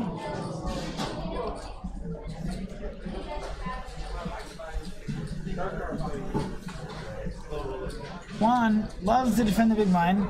I don't think it's too out of line with the 10-7 offsuit to a single raise.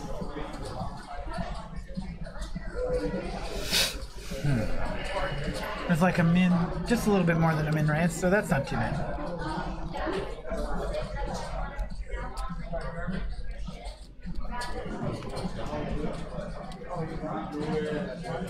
If you mean is Lon still commentating here at Stones, I imagine we're going to have Lon in the booth again at some point, probably several times, because this is his home casino. He's here quite often playing all these tournaments. He probably played this today. He actually did play it today. He min-cashed, I heard.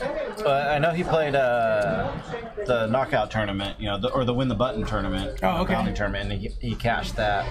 But yeah, Lon is here all the time. He's the ambassador for this tournament, you know, or for this room. So, and he lives, you know, just a little bit up the street, and he's a good player.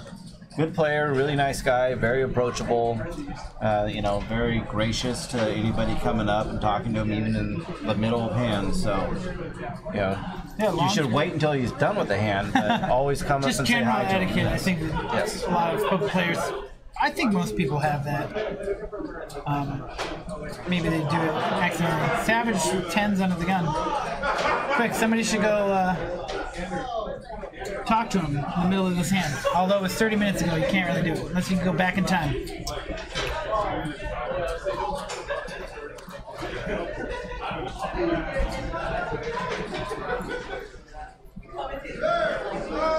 Do you, with 10s here under the gun, ever make it a different size raise if, say, the blinds are short, or you know, with like say the big blind has like 12 bigs. Right. Do you ever raise bigger simply to discourage other people to play and encourage, like you try to isolate the big blind from under the gun? I don't, just because I don't know that, you know, unless I know my big blind, you know, blinds kind of players are going to be able to adjust the hands that they're shoving, you know, based on your sizing. But for the most part, I think too many people are just, this is my hand and this is just what I'm going to do kind of a thing, that I wouldn't. The question, so I would adjust the hands that, you know, I'm opening in that situation. Right, the range of hands, right, but not the amount that you're right. I'm not suggesting that you should do that. I'm just curious if that's a thing that you'd ever thought of, or you would ever think about.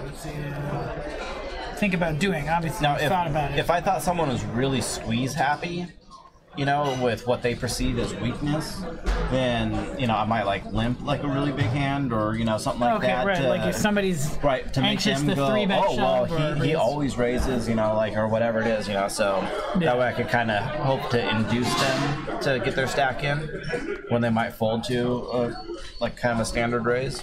Tourney players aren't thinking, according to Jake. Firing all kinds of shots from the chat. They're barely breathing. Yeah, so this is something that's cool. It's coming up. 10-minute level tournaments starting next Sunday. Is that right? At Stone's? $100 tournament, hyper turbo, 10-minute levels, $100 buy-in. That sounds like a blast. One of the most fun things I think I ever did on PokerStars, outside of like No Limit Deuce to 7 tournaments, was those like 6-max hyper turbos. They pay the top 2. Shove fest. And I think they pay the top 2 the same amount of money, right? Yeah, it's like, so you buy in for like $12 and then you split it with whoever finished top 2, and it is. You have 300 chips. It's basically shove fold. That's all it is. It's not basically. That's what the entire thing is. I think that's really fun. I think in a tournament setting like this, $100, I might lose a lot of money because I'd be interested in playing more than just one bullet, considering how aggressive I think you need to play those. But so they both flop middle pair, and Sand does have backdoor draw, so it'll be interesting to see if... Yeah, it's always fun to see if somebody can get someone to fold the exact same hand. Or not the exact same, but fairly similar, you know? Especially if you don't get a heart on the turn. Right. So people fold him out of a chop. Sand's going to bet 50K. And Savage will call. Savage call.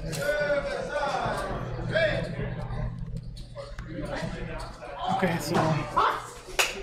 now this could make things interesting. Somebody might be able to get somebody to fold here. But Sand... oh no, Sand's got 348. I was going to say, I don't know if Sand has enough chips to make Savage fold. But Savage is giving Sand an opportunity to bluff at it. Actually, that card is really neat. That is a great card. Because if we were going to get any action beyond that, this would be a card that would incite it, I think, for sure.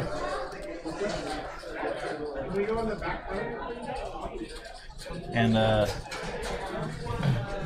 our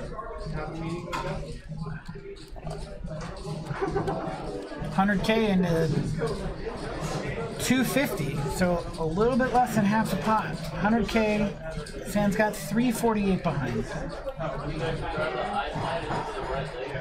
He's basically getting 3.5 to 1 to call off the second pair here. Interesting bet. Check call, and then lead for 100,000. Also, since Savage is coming in from the big blind, a 4 or a 9 is a lot more likely to be in his hand. right. Than and Sands lets it go.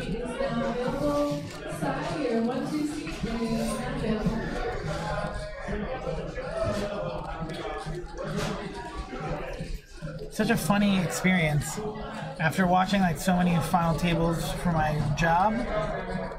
Watching a final table and like commentating on it, but also being able to see like what the current thing is, right? You know, at the same time, because you know when you're watching, you have no idea like when someone's gonna bust. And in general, I don't really have an idea when someone's gonna bust, even if I look at the number of players that are remaining. Right. But it's unique to be like, oh, okay, well we know like you got certain things are gonna run out a certain way. Right. So it's like a lot different experience.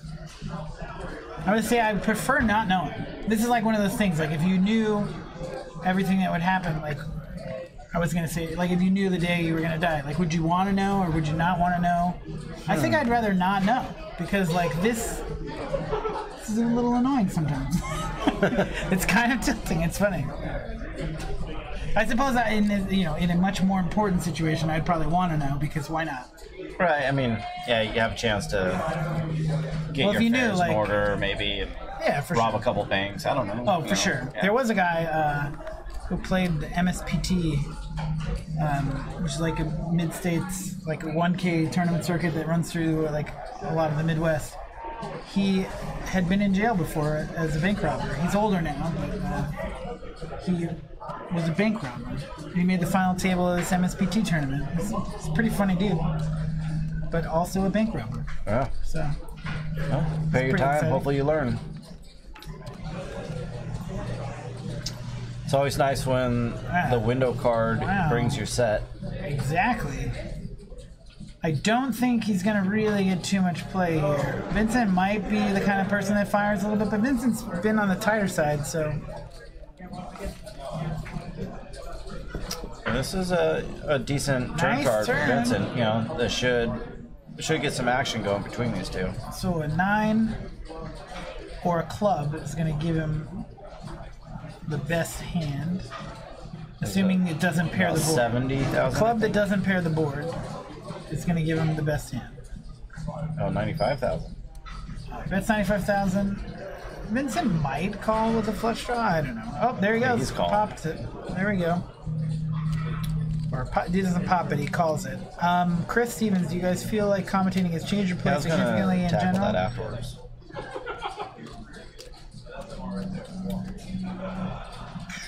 We need Dale to win this tournament. All right.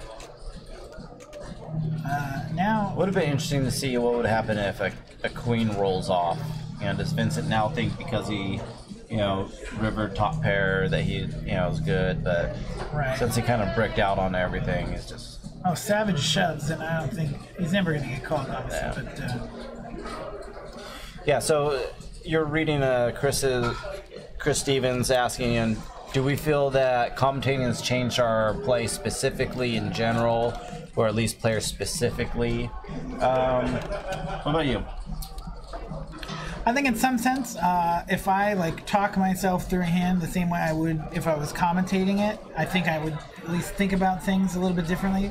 We have the opportunity to kind of think about like, why would we bet? Why would we check? Why, you know, what kind of hands are we looking for? What kind of hands does our opponent have? Those kinds of things. It's a little different because you're actually seeing the hands, obviously. For me, I think anytime you watch a bunch of hands, I think inherently you're probably going to get a little bit better. Mm-hmm. At the very least, you can see how people play things and maybe see what you agree with and see what you don't. So I would say, for me, not yet. I feel like I'm maybe too new into this, that it really hasn't, like, maybe gained hold of, you know, to my game yet. Yeah. But part of the reason why I wanted to start doing commentating was exactly, you know, you have to discuss, you know, ideas and topics that maybe you don't think of, like, when you're actually at the table. Yeah. So that in of itself will help out, you know, your game. So while I don't know that I've seen the results yet, I do expect there to be some, you know, improvement just from, again, the nature of, you know, exploring ideas a little bit further.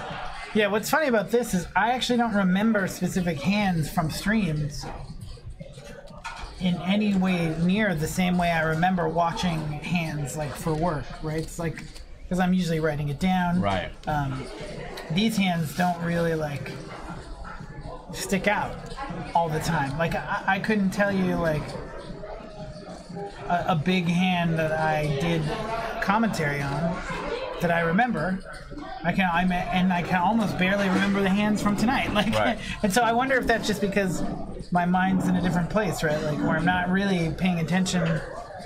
I'm paying attention to it in the moment, but not necessarily as, like... Yeah, I mean, even when I'm playing, like, after my session is over, one thing I've always been bad at is I don't really remember my hands all that much. Mm-hmm. You know, so, like, if I get into a kind of a weird spot, like, after the hand, I try to make a note in my phone, but, you know, to remember it and, you know, explore it later on, but, yeah, I'm just kind of bad at that in general, remembering hands.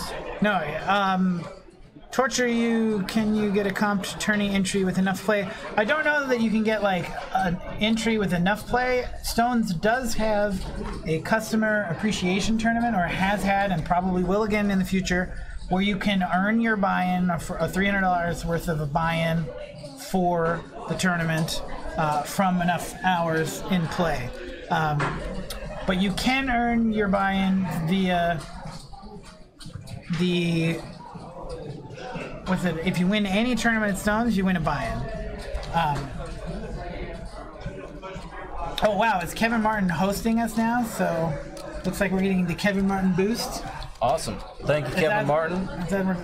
I hope Kevin's still around. Hey, Kevin. Looking forward to having you Kevin here. Martin, shows us some love. And what does Moobot do instantly? It gives him a 10-second timeout. None of that. Hello, Medicine Man Max. Kevin Martin, what up? A bunch of people are going to get...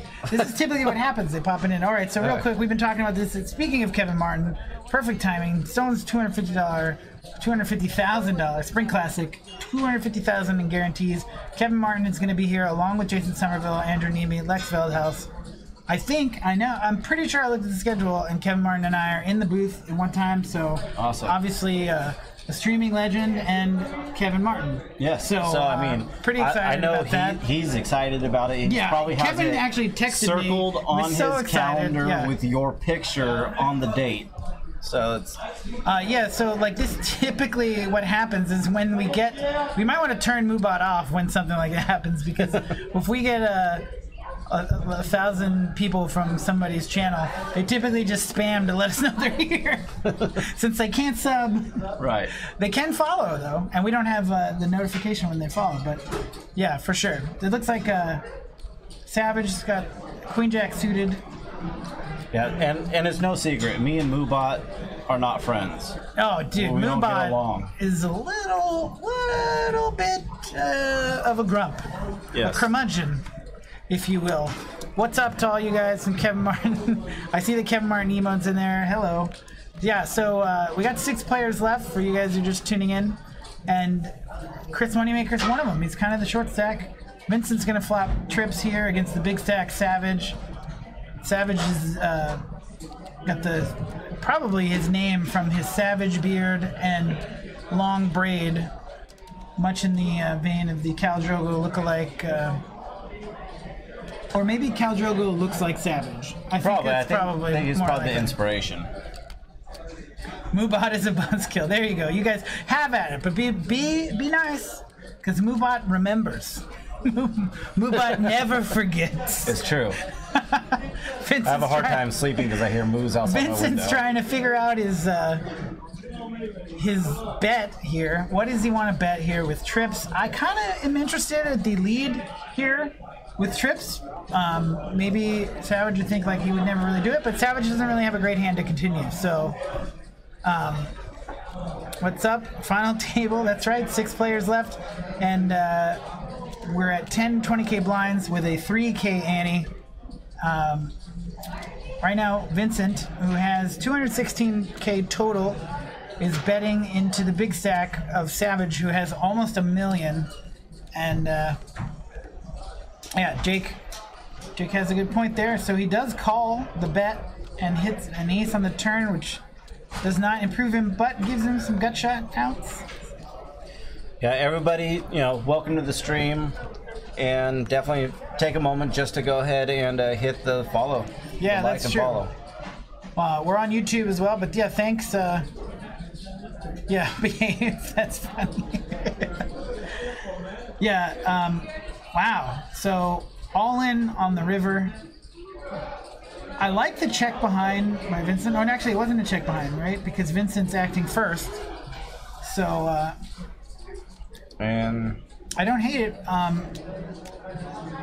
mean, Savage does have the nut no pair, right? So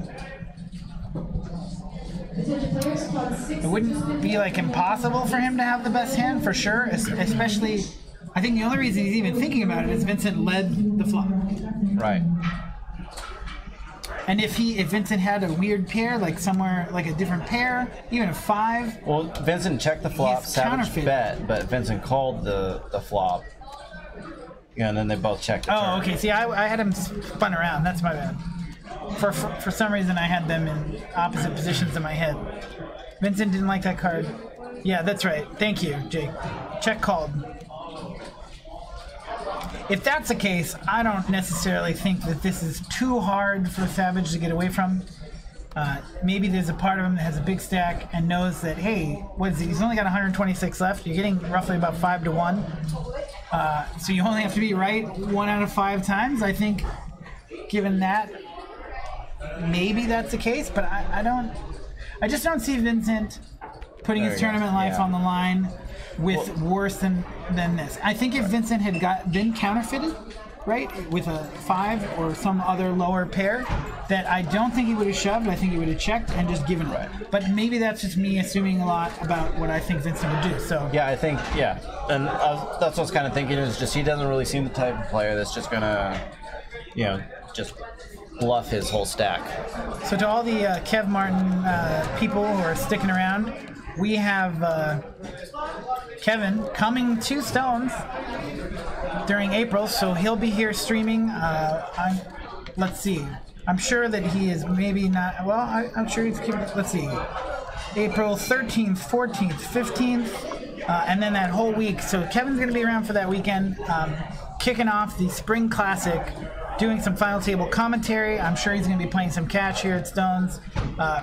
So it's good to see you guys. I'm sure we'll see you guys at least then, but hopefully between now and then, we're here every Monday, Wednesday, Friday, sometimes on Sundays, once a month on Sundays, occasionally on Tuesdays and Thursdays. Yeah. And, not too bad. And we're starting to get a lot of dates pretty much every time. We got a special guest coming in because I think, I don't know. I guess we'll come in. We'll let you guys figure out why Chris Moneymaker might be coming into the room. We've got a lot of Kevin Martin's Twitch stream. Kevin's hosting us now, so we got a lot of people watching. They may now turn off their Switch. No, there's no need to turn off. There's no need to turn off. We're going to get more people in here because we got world champ Kevin, not Kevin Moneymaker. Wow! All right, Brett. I said Kevin Martin like 25 times in the last few minutes. Oh, sweet. That's awesome, Kevin. Okay. We could be on break, by the way. This is not like a dead spoiler. We could be on break. True. Pretty sure we are on break, actually, so... well, Chris likes to spoil hands. We know that from yesterday. I did that one time. What happens on this hand, Chris? Shoves all in. I win, I think. I don't know, actually. Did anybody call me? No, all right, good. King 10, under the gun. Fold around. I like that you somehow managed to get down to 6 bigs and then get people to fold when you shoved. It's intimidation. I was just glad I got 9s to fold to my ace 3. Yes. I said when you saw that, it would be like, what? No, he told me what he had. Dodge one the thing is I played with him, and I'd been beating him up pretty good throughout until we got the feature table. Then all of a sudden, he crushed me there when I kept playing King Jack against him like an idiot. King Jack was not my hand today. I was having a lot of mediocre hands in this. Probably should have shut it down a little bit more. Hey, you know what? But you're exploring the space. Just having fun with it. Yeah, why not? It's a good time. But I was playing, kind of my normal game. I'm not getting 3-bet very often. It's not a game where I have to worry about getting blown off my hands too often. What do you? So Savage basically comes in with the chip lead. Doesn't really mix it up too much. Just grows it a little bit. You think he played pretty well there? Yeah, he played fine. When we sat down, he's like, "Great, I got you on my left." So I knew that was going to be good for me. He wasn't going to be abusing his stack too much. Vincent was the one that actually, gave me most of the problems today. He was the one I seemed to play a lot of pots with. Really early on, I called with King Queen of Spades, which probably wasn't the best call, but he had 14 bigs. He had just shoved a couple times, and I think I caught the top of his range with the King Queen. But given the fact that I had pretty healthy chips at that point, I probably should have just found a better spot for it. But iTunes wants to know do you play a lot these days? Just about all the time. Yeah. I'm out traveling, playing a lot. I'm here for the next 3 or 4 days here at Stones, and then I'll go home for 3 or 4 days, about 2 weeks before I go to Tulsa. I'm going to go for the WSOP circuit event in Tulsa, at the Hard Rock there. Nice. And then I think basically I'm going to fly straight over to Run It Up Reno. Hello. We were just talking about that. I know. So it's official. Chris is coming to Run It Up Reno. Well, it's a literal. Okay, not official. It's real close to it. Wife approval pending? It's like 70%. Well, work wife. I mean, you know. Oh yeah, true. I got to get, you know, make sure that PokerStars doesn't want me to go anywhere else or doesn't need me anywhere else. That's true. Let's check PokerStars' schedule. There's not a whole lot going on that time frame, so. Yeah, they just didn't they just finish something? They're in Sochi right now, I think. Oh, okay. Again, it's the second time, right? Yeah. I think. Yeah. I was actually supposed to go to Sochi, but my visa, I was not aware that my Russian visa is a one-time visa. Oh wow. Okay. You know, Chinese visas it's a 10-year visa, multiple entry. That's convenient. 10-year visa. Yep. Oh wow. Look at Savage's. You know, he was bouncing around for. You know, the sad thing is leading up to the final table, like he was not bouncing around like this, like with any 9-10s and things of that nature. Now, one thing I noticed earlier is, you know, you were. Oh, I'm sorry, not Savage. The other guy, the Savage one bouncing around. Go. Is you're raising just under 2.5x, you know, for the most part, and we were kind of talking about we like that because you're saving a little bit of money on each raise. And then I noticed when you took a couple hits, you were still, you know, keeping your game open, still raising, but you're sizing down even just a little bit more. Were you intentionally just sizing down a little bit as your stack got a little bit smaller, just going to give you? Well, I mean, honestly, the thing with tournament poker is that you always try to raise the minimum amount to get it to heads up, or, you know, you want the big blind to be calling you out of position and playing pots. That's the most profitable way to play. So my raise sizes are always determined, you know, based on the fact of what the table's allowing me to do. Earlier, you know, I was, even when we were pretty deep, I was 2.4xing it because, I mean, people were calling, you know, really wide, and, you know, so I had to start going up from min raising. Min raising's my jam, but yeah, as my stack got shorter, I mean, it's just the plan. You know, you want to. First of all, the blinds are going up, so you know, as the blinds go up, people do tend to not call so much. Correct. This was actually a pretty active final table as far as seeing a lot more flops than I thought. Right.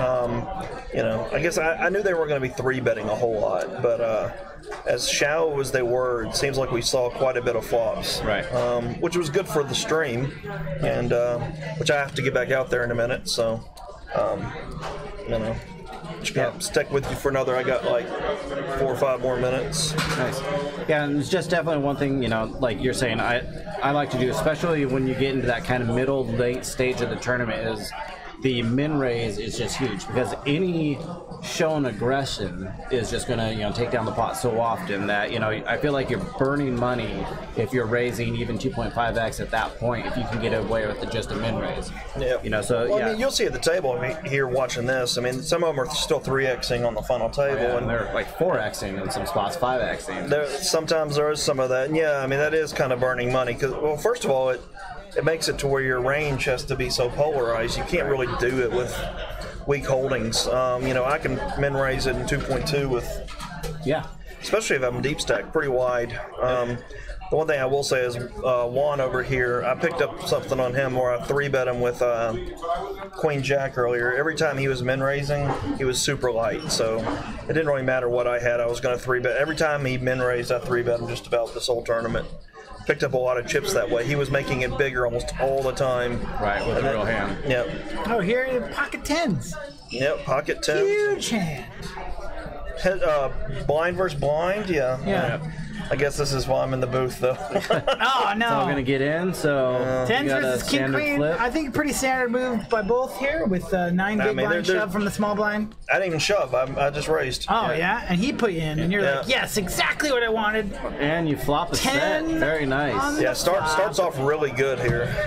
And then it goes jack. So he needs to go runner straight. Oh! And that's one of them. Yeah. Hello. Yep. Hello. And I wonder what's going to happen. I don't know. Oh! I don't either. Chris is back. He's toying with our emotions. No, see, I'm not a spoiler. There's a counter spoiler. A counter spoiler, not rest. So he's not a spoiler, he's a liar.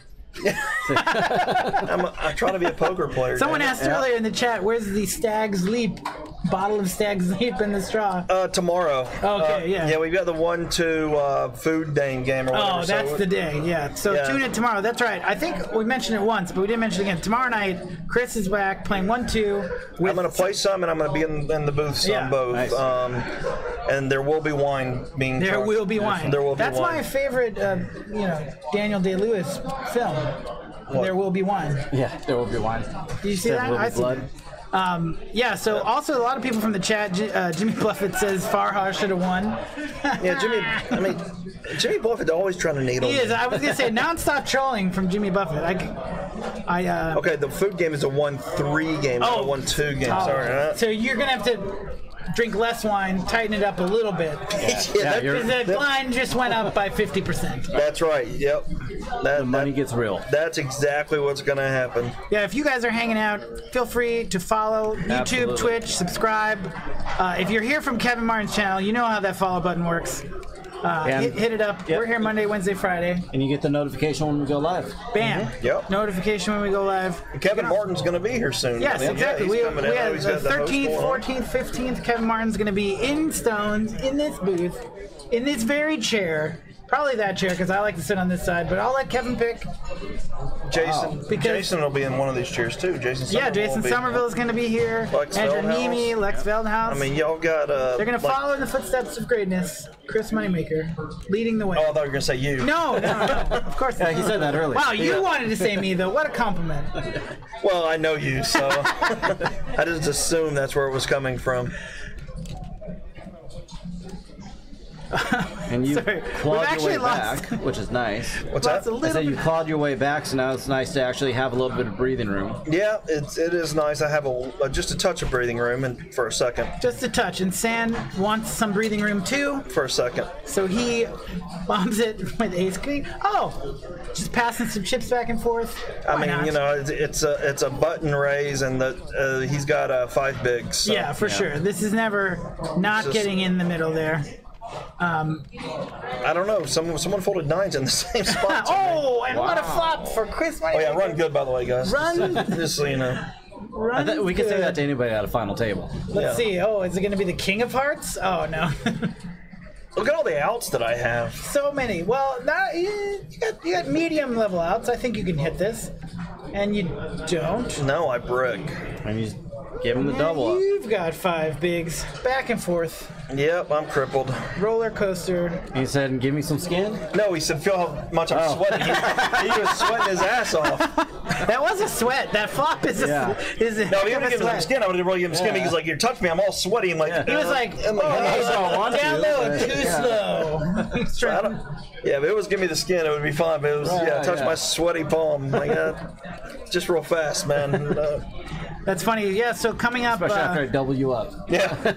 let's Wednesday the 21st, Vanessa Cade, who is also a streamer on Twitch, lesser known streamer, but she's been started recently. She's That's a pretty good following.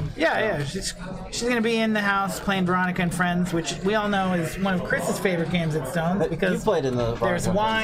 Friends, right? I have not. Jonathan Little played the Jonathan Veronica. Little got it. I think Jonathan Little took your seat. That's kind of how I got into, being here at Stones and streaming. I was playing on a lot of the Veronica and Friends, and just, you just drink your ass off and you throw chips in the middle and you just kind of figure out where you finish at the end of the 3 hours. I definitely want to play in Veronica. She gave me the invitation to actually come back March. Oh, this is the game, I think. The one with Vanessa, if you're around. No, it's when is that one? March 21st? Yeah, no, I'm going to be in Tulsa at that point, so I won't be in town for that one, unfortunately. I really should be going to like Vietnam and stuff right now, but in March. But unfortunately, I have to go to Tulsa. Not unfortunately. Tough life. I've heard Tulsa's kind of cool. Tulsa's a great location. I've never actually been to Tulsa. I've been to like Thackerville. The room is really nice, and I say unfortunately because it was going to be a boys' trip to Vietnam. Okay. The owners of the casino here and a couple of their friends are all going over, and That sounds like a good trip. yeah. I've never been to Vietnam. it would be fun. I've never been there either, Someday. but A boy can dream, can he? a boy can dream. Boy can buy plane tickets, too. Tulsa does have a really nice property. I'm excited to go there. Just added it to my schedule literally the day before I came here. Oh, nice. When you're there, say hi to Rania Nasruddin for me. Yeah, I'll remember that. Yeah. You'll know And her. Just say it to everybody. You'll know her. Are you Rania? Are you Rania? Casey Mills is from Tulsa. That's right. Are we shipping? We're shipping. We have 7 bigs. 7 bigs and pocket 4s. 7 bigs and a drink. Look at Sam over here. He was like quizzing me with. He's like, you're Oh, With the queen 3. with his queen. you 3. like your hand? He's putting you score on I pocket. like how he wants to give you action too. He's like, all right. Well, he's like, is it going to be round Yep. 4? Oh wow! And what? Oh, I thought he said he had King 4 at first. I was like, oh, Someone had Jack 4. oh Jack 4, yeah. King High gets it through. Easy. Shoving with 4s. That's actually going to be the prologue to your book. Shoving with 4s. Just surviving. I mean, I literally, I'm sitting here with like under 10 big blinds almost this whole final table. Yeah, and Savage is still being able to maintain this big lead. I like it. Yep, it's This is what happens when you put in a lot of work before the final table, and then you just cruise for the final table and let everybody else see, I had battle it out. I put in a lot of work. I was second place Yeah, coming in, and I that's true. just after like Couldn't 4 find the cruise control button. my cruise control just broke. Broken. I'm good at breaking my cruise control button. You needed the crash avoidance button. The date that I'm in Tulsa, I'm if you look up the WSOP schedule, whatever the Tulsa, I think it's Circuit Main? yeah, I think it's March 16th to 28th. So I think that's when I'll be there. I'll be there all 12 days. Yeah, everybody needs a cruise control button. I had one at one point. Oh, okay, so this is the moment where we're spoiler free, but it sounds like that you guys are discussing a chop. Yeah, we're discussing Some kind of deal. Yep. I have the results of said deal. Now, before we, I'm not a big proponent of chopping, and it's not something I like to do. But when you get a deal like this, you just, Apparently, you're also a snake oil salesman because So let's take a look at what the payouts would be right now. So Okay. again, if you were to play it out, be first place 9K, 9.8K, second place almost 6,000, third place 4.1. So second place 2.6 and 2K. and I'm like 6th place for sure. I mean, or I've been 6th place forever. So they were just begging you to chop. actually, I told him early on that I wasn't going to chop, and then after I shipped with the 4s right there, I was like, you know what? It's 30 big blinds. I'm 10 bigs. I love this too. I've seen this at a few places, but I don't know that they do this everywhere. They asked everybody to put in a yes or no card. Everybody says yes. So the deal is, do you want to present the deal? Yeah, we actually we chopped it 6 ways evenly. Even chop. Even chop. So I got 43.80. Savage, I think, maybe let you guys off the hook a little bit, but he seems like a swell dude. And this is the vibe at Stones, though. It is Everybody is having a good time. Everybody has a good time, and they like to chop. That's just it seems like most of the tournaments here are chopped. So what you chop for basically better than third place money. Yeah, 200 more than third Sixth place. jump up to third place. Without having to, How can you not jump at that kind of? like I said, I don't normally chop very often, but when you're going to give me that kind I value, I mean, it's like Yeah, usually when someone's talking like 6-way chop, they're like, hey, 6th place guy, we'll give you like an extra $75. You want to chop? And you're like, no, I don't want to. You or the first place guy's like, throw me an extra $600 here or something along those lines. Yeah, Poker Pro Eric loves it because he's always chopping. Yeah. Mr. Chop over here. But So Poker Pro Eric doesn't like heads up. I love playing heads up, so. See, I like playing heads up too, and it's really hard, obviously, to get down to a final table. And you lose a lot of your value when you do chop. So a lot of times, if I'm chip leader, I'm not going to like. We were on the bubble, and they do that. They do the same thing here on the bubble. They pass out those cards, and you do yes or no. And are you going to reveal what you said? I said no. I told the table. I said I'm going to tell you no right now. And everybody's at my table. There was one other person on my table that said no. And they didn't reveal themselves, but I was pretty upfront. It's like I'm gonna go ahead and tell you right now. I had a big chip lead, so I'm gonna tell you no. And they're like, the guy sitting to my left is like, I understand not chopping because I said I don't chop and I don't, save. Right. He's like, well, that just don't make sense. Why wouldn't you pay the button or pay the bubble?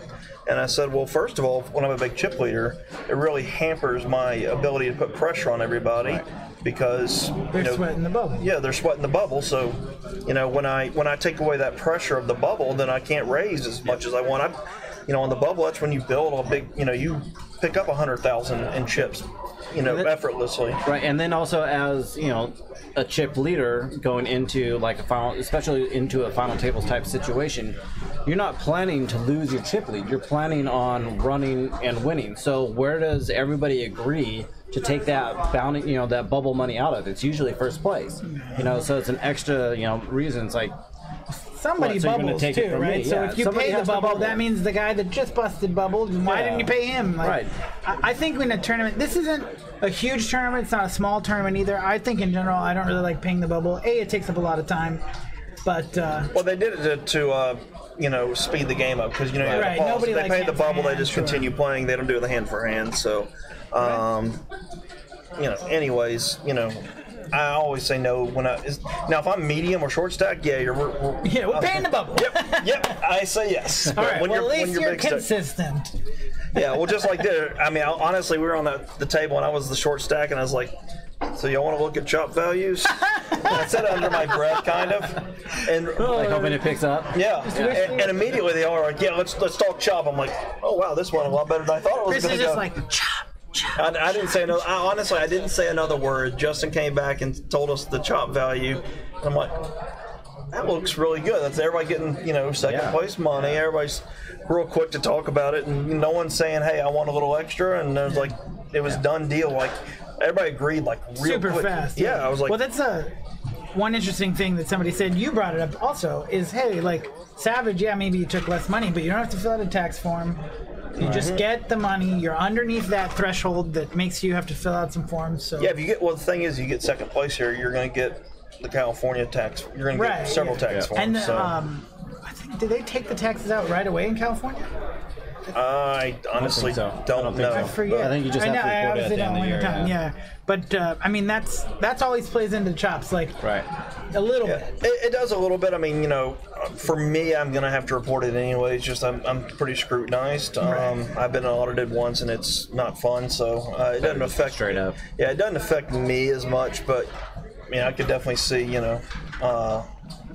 when you get 1099 or whatever for it, that it's definitely better. And I didn't win as much, but that's fine. Well, actually, I probably did better.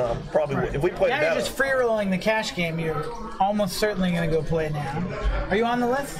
Are you done? I'm done. It's been a long day. This tournament started at 10 a.m. So I like to play and I like being in the room, but it's bedtime now. Yeah, fair enough. Yeah, well, congratulations on a great deal. Thanks, guys. We'll see you tomorrow for the food name game. Are you guys going to be in the booth? Both of us, tomorrow. So we're running it again tomorrow. Well, I'm going to jump in the booth some with y'all tomorrow. I'll play in the game some, and I'll jump in the booth with you. Well, maybe I'll try to talk Justin into. Maybe you guys just rotate.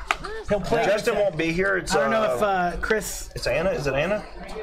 Jenna. Yeah. Well, Chris and Chris. Yeah. You'll be like, hey, we'll just rotate. It's me. Well, they'll see. I mean, I'm a lot better looking. That's debatable. No, it's not. Better player for sure. Better looking too. Okay. Wow, he's got it all. Well, thanks for tuning in. You want to play with my chips out there too? Oh yeah, that's what I thought it was in there. Right? Oh wow! All right. Y'all have a good night. See you later, Chris. Thanks for tuning in, guys. Once again, if you're here, Kevin Martin's going to be here. Jason Somerville, Andrew Nemi, Lex Veldhouse, all for our $250K and guarantees Spring Classic with 150K guarantee main event, 450 buy-in, 3 starting flights. It's going to be huge. Lex and Jason are going to be in the booth streaming on Twitch for the first time ever together. Kevin Martin, any combination of those 4 guys is going to be like a superstar show, amazing time. If you're here from Kevin's channel, you're familiar with Run It Up. All those guys are going to be here. We also got the Quantum Tournament. 9 different starting flights. Most of them are $120. Top 10% are going to make their way through. 2 of them are $240. Top 20% are going to make their way through. And that's a 100K guarantee too. Going to be huge. April 30th through May 6th. That's a long tournament. One of them long ones. And I want to mention, follow and subscribe. All of that stuff. If you haven't done it already, do it now. Like right now. Yes, right now. I wanted to mention one more thing. The 24-hour give back here at Stones. If you're around the Sacramento area and you've never been to Stones before, this is the day to do it. February 28th through March 1st. 24 hours, everybody that walks in the door at Stones is going to, Stones, not even you, Stones is going to donate $100 on your behalf every time you walk in. That's pretty awesome. All you got to do is walk through the door. Yep. Even if you just come in for a bite to eat, food's great. But the charity's great. Yeah, Weave, really good cause. WeaveInc.org is an organization designed around stopping domestic violence, sex trafficking, and sexual use. Right. And sexual harassment. And they can use all the help that they can get. So it's a good cause. Yeah, for sure. all you gotta do is come in the door, and that's it. And that's a great place. Anyways, you get to walk around, enjoy the atmosphere. And if you want, you can also, get food or anything. Like I said, you don't have to spend any money here. Yeah. Just come on down. You just show up. And so we're back tomorrow night, 7 PST. Chris Moneymaker's going to be on the table in the booth, bouncing around. Food name games, 1-3 no limit hold'em. Bit more of a fun game, a little bit less money on the line. But if Chris is in the game, it's going to play big. Yep. We play table stakes here, so it's going to be pretty awesome. It will be a good game to be in and to commentate and to watch. Oh, it's going to be fun. So we'll be back. Thank you for tuning in. If you haven't subscribed, follow, do that. Come back tomorrow, and look forward to seeing you guys. All right. Good night, everybody.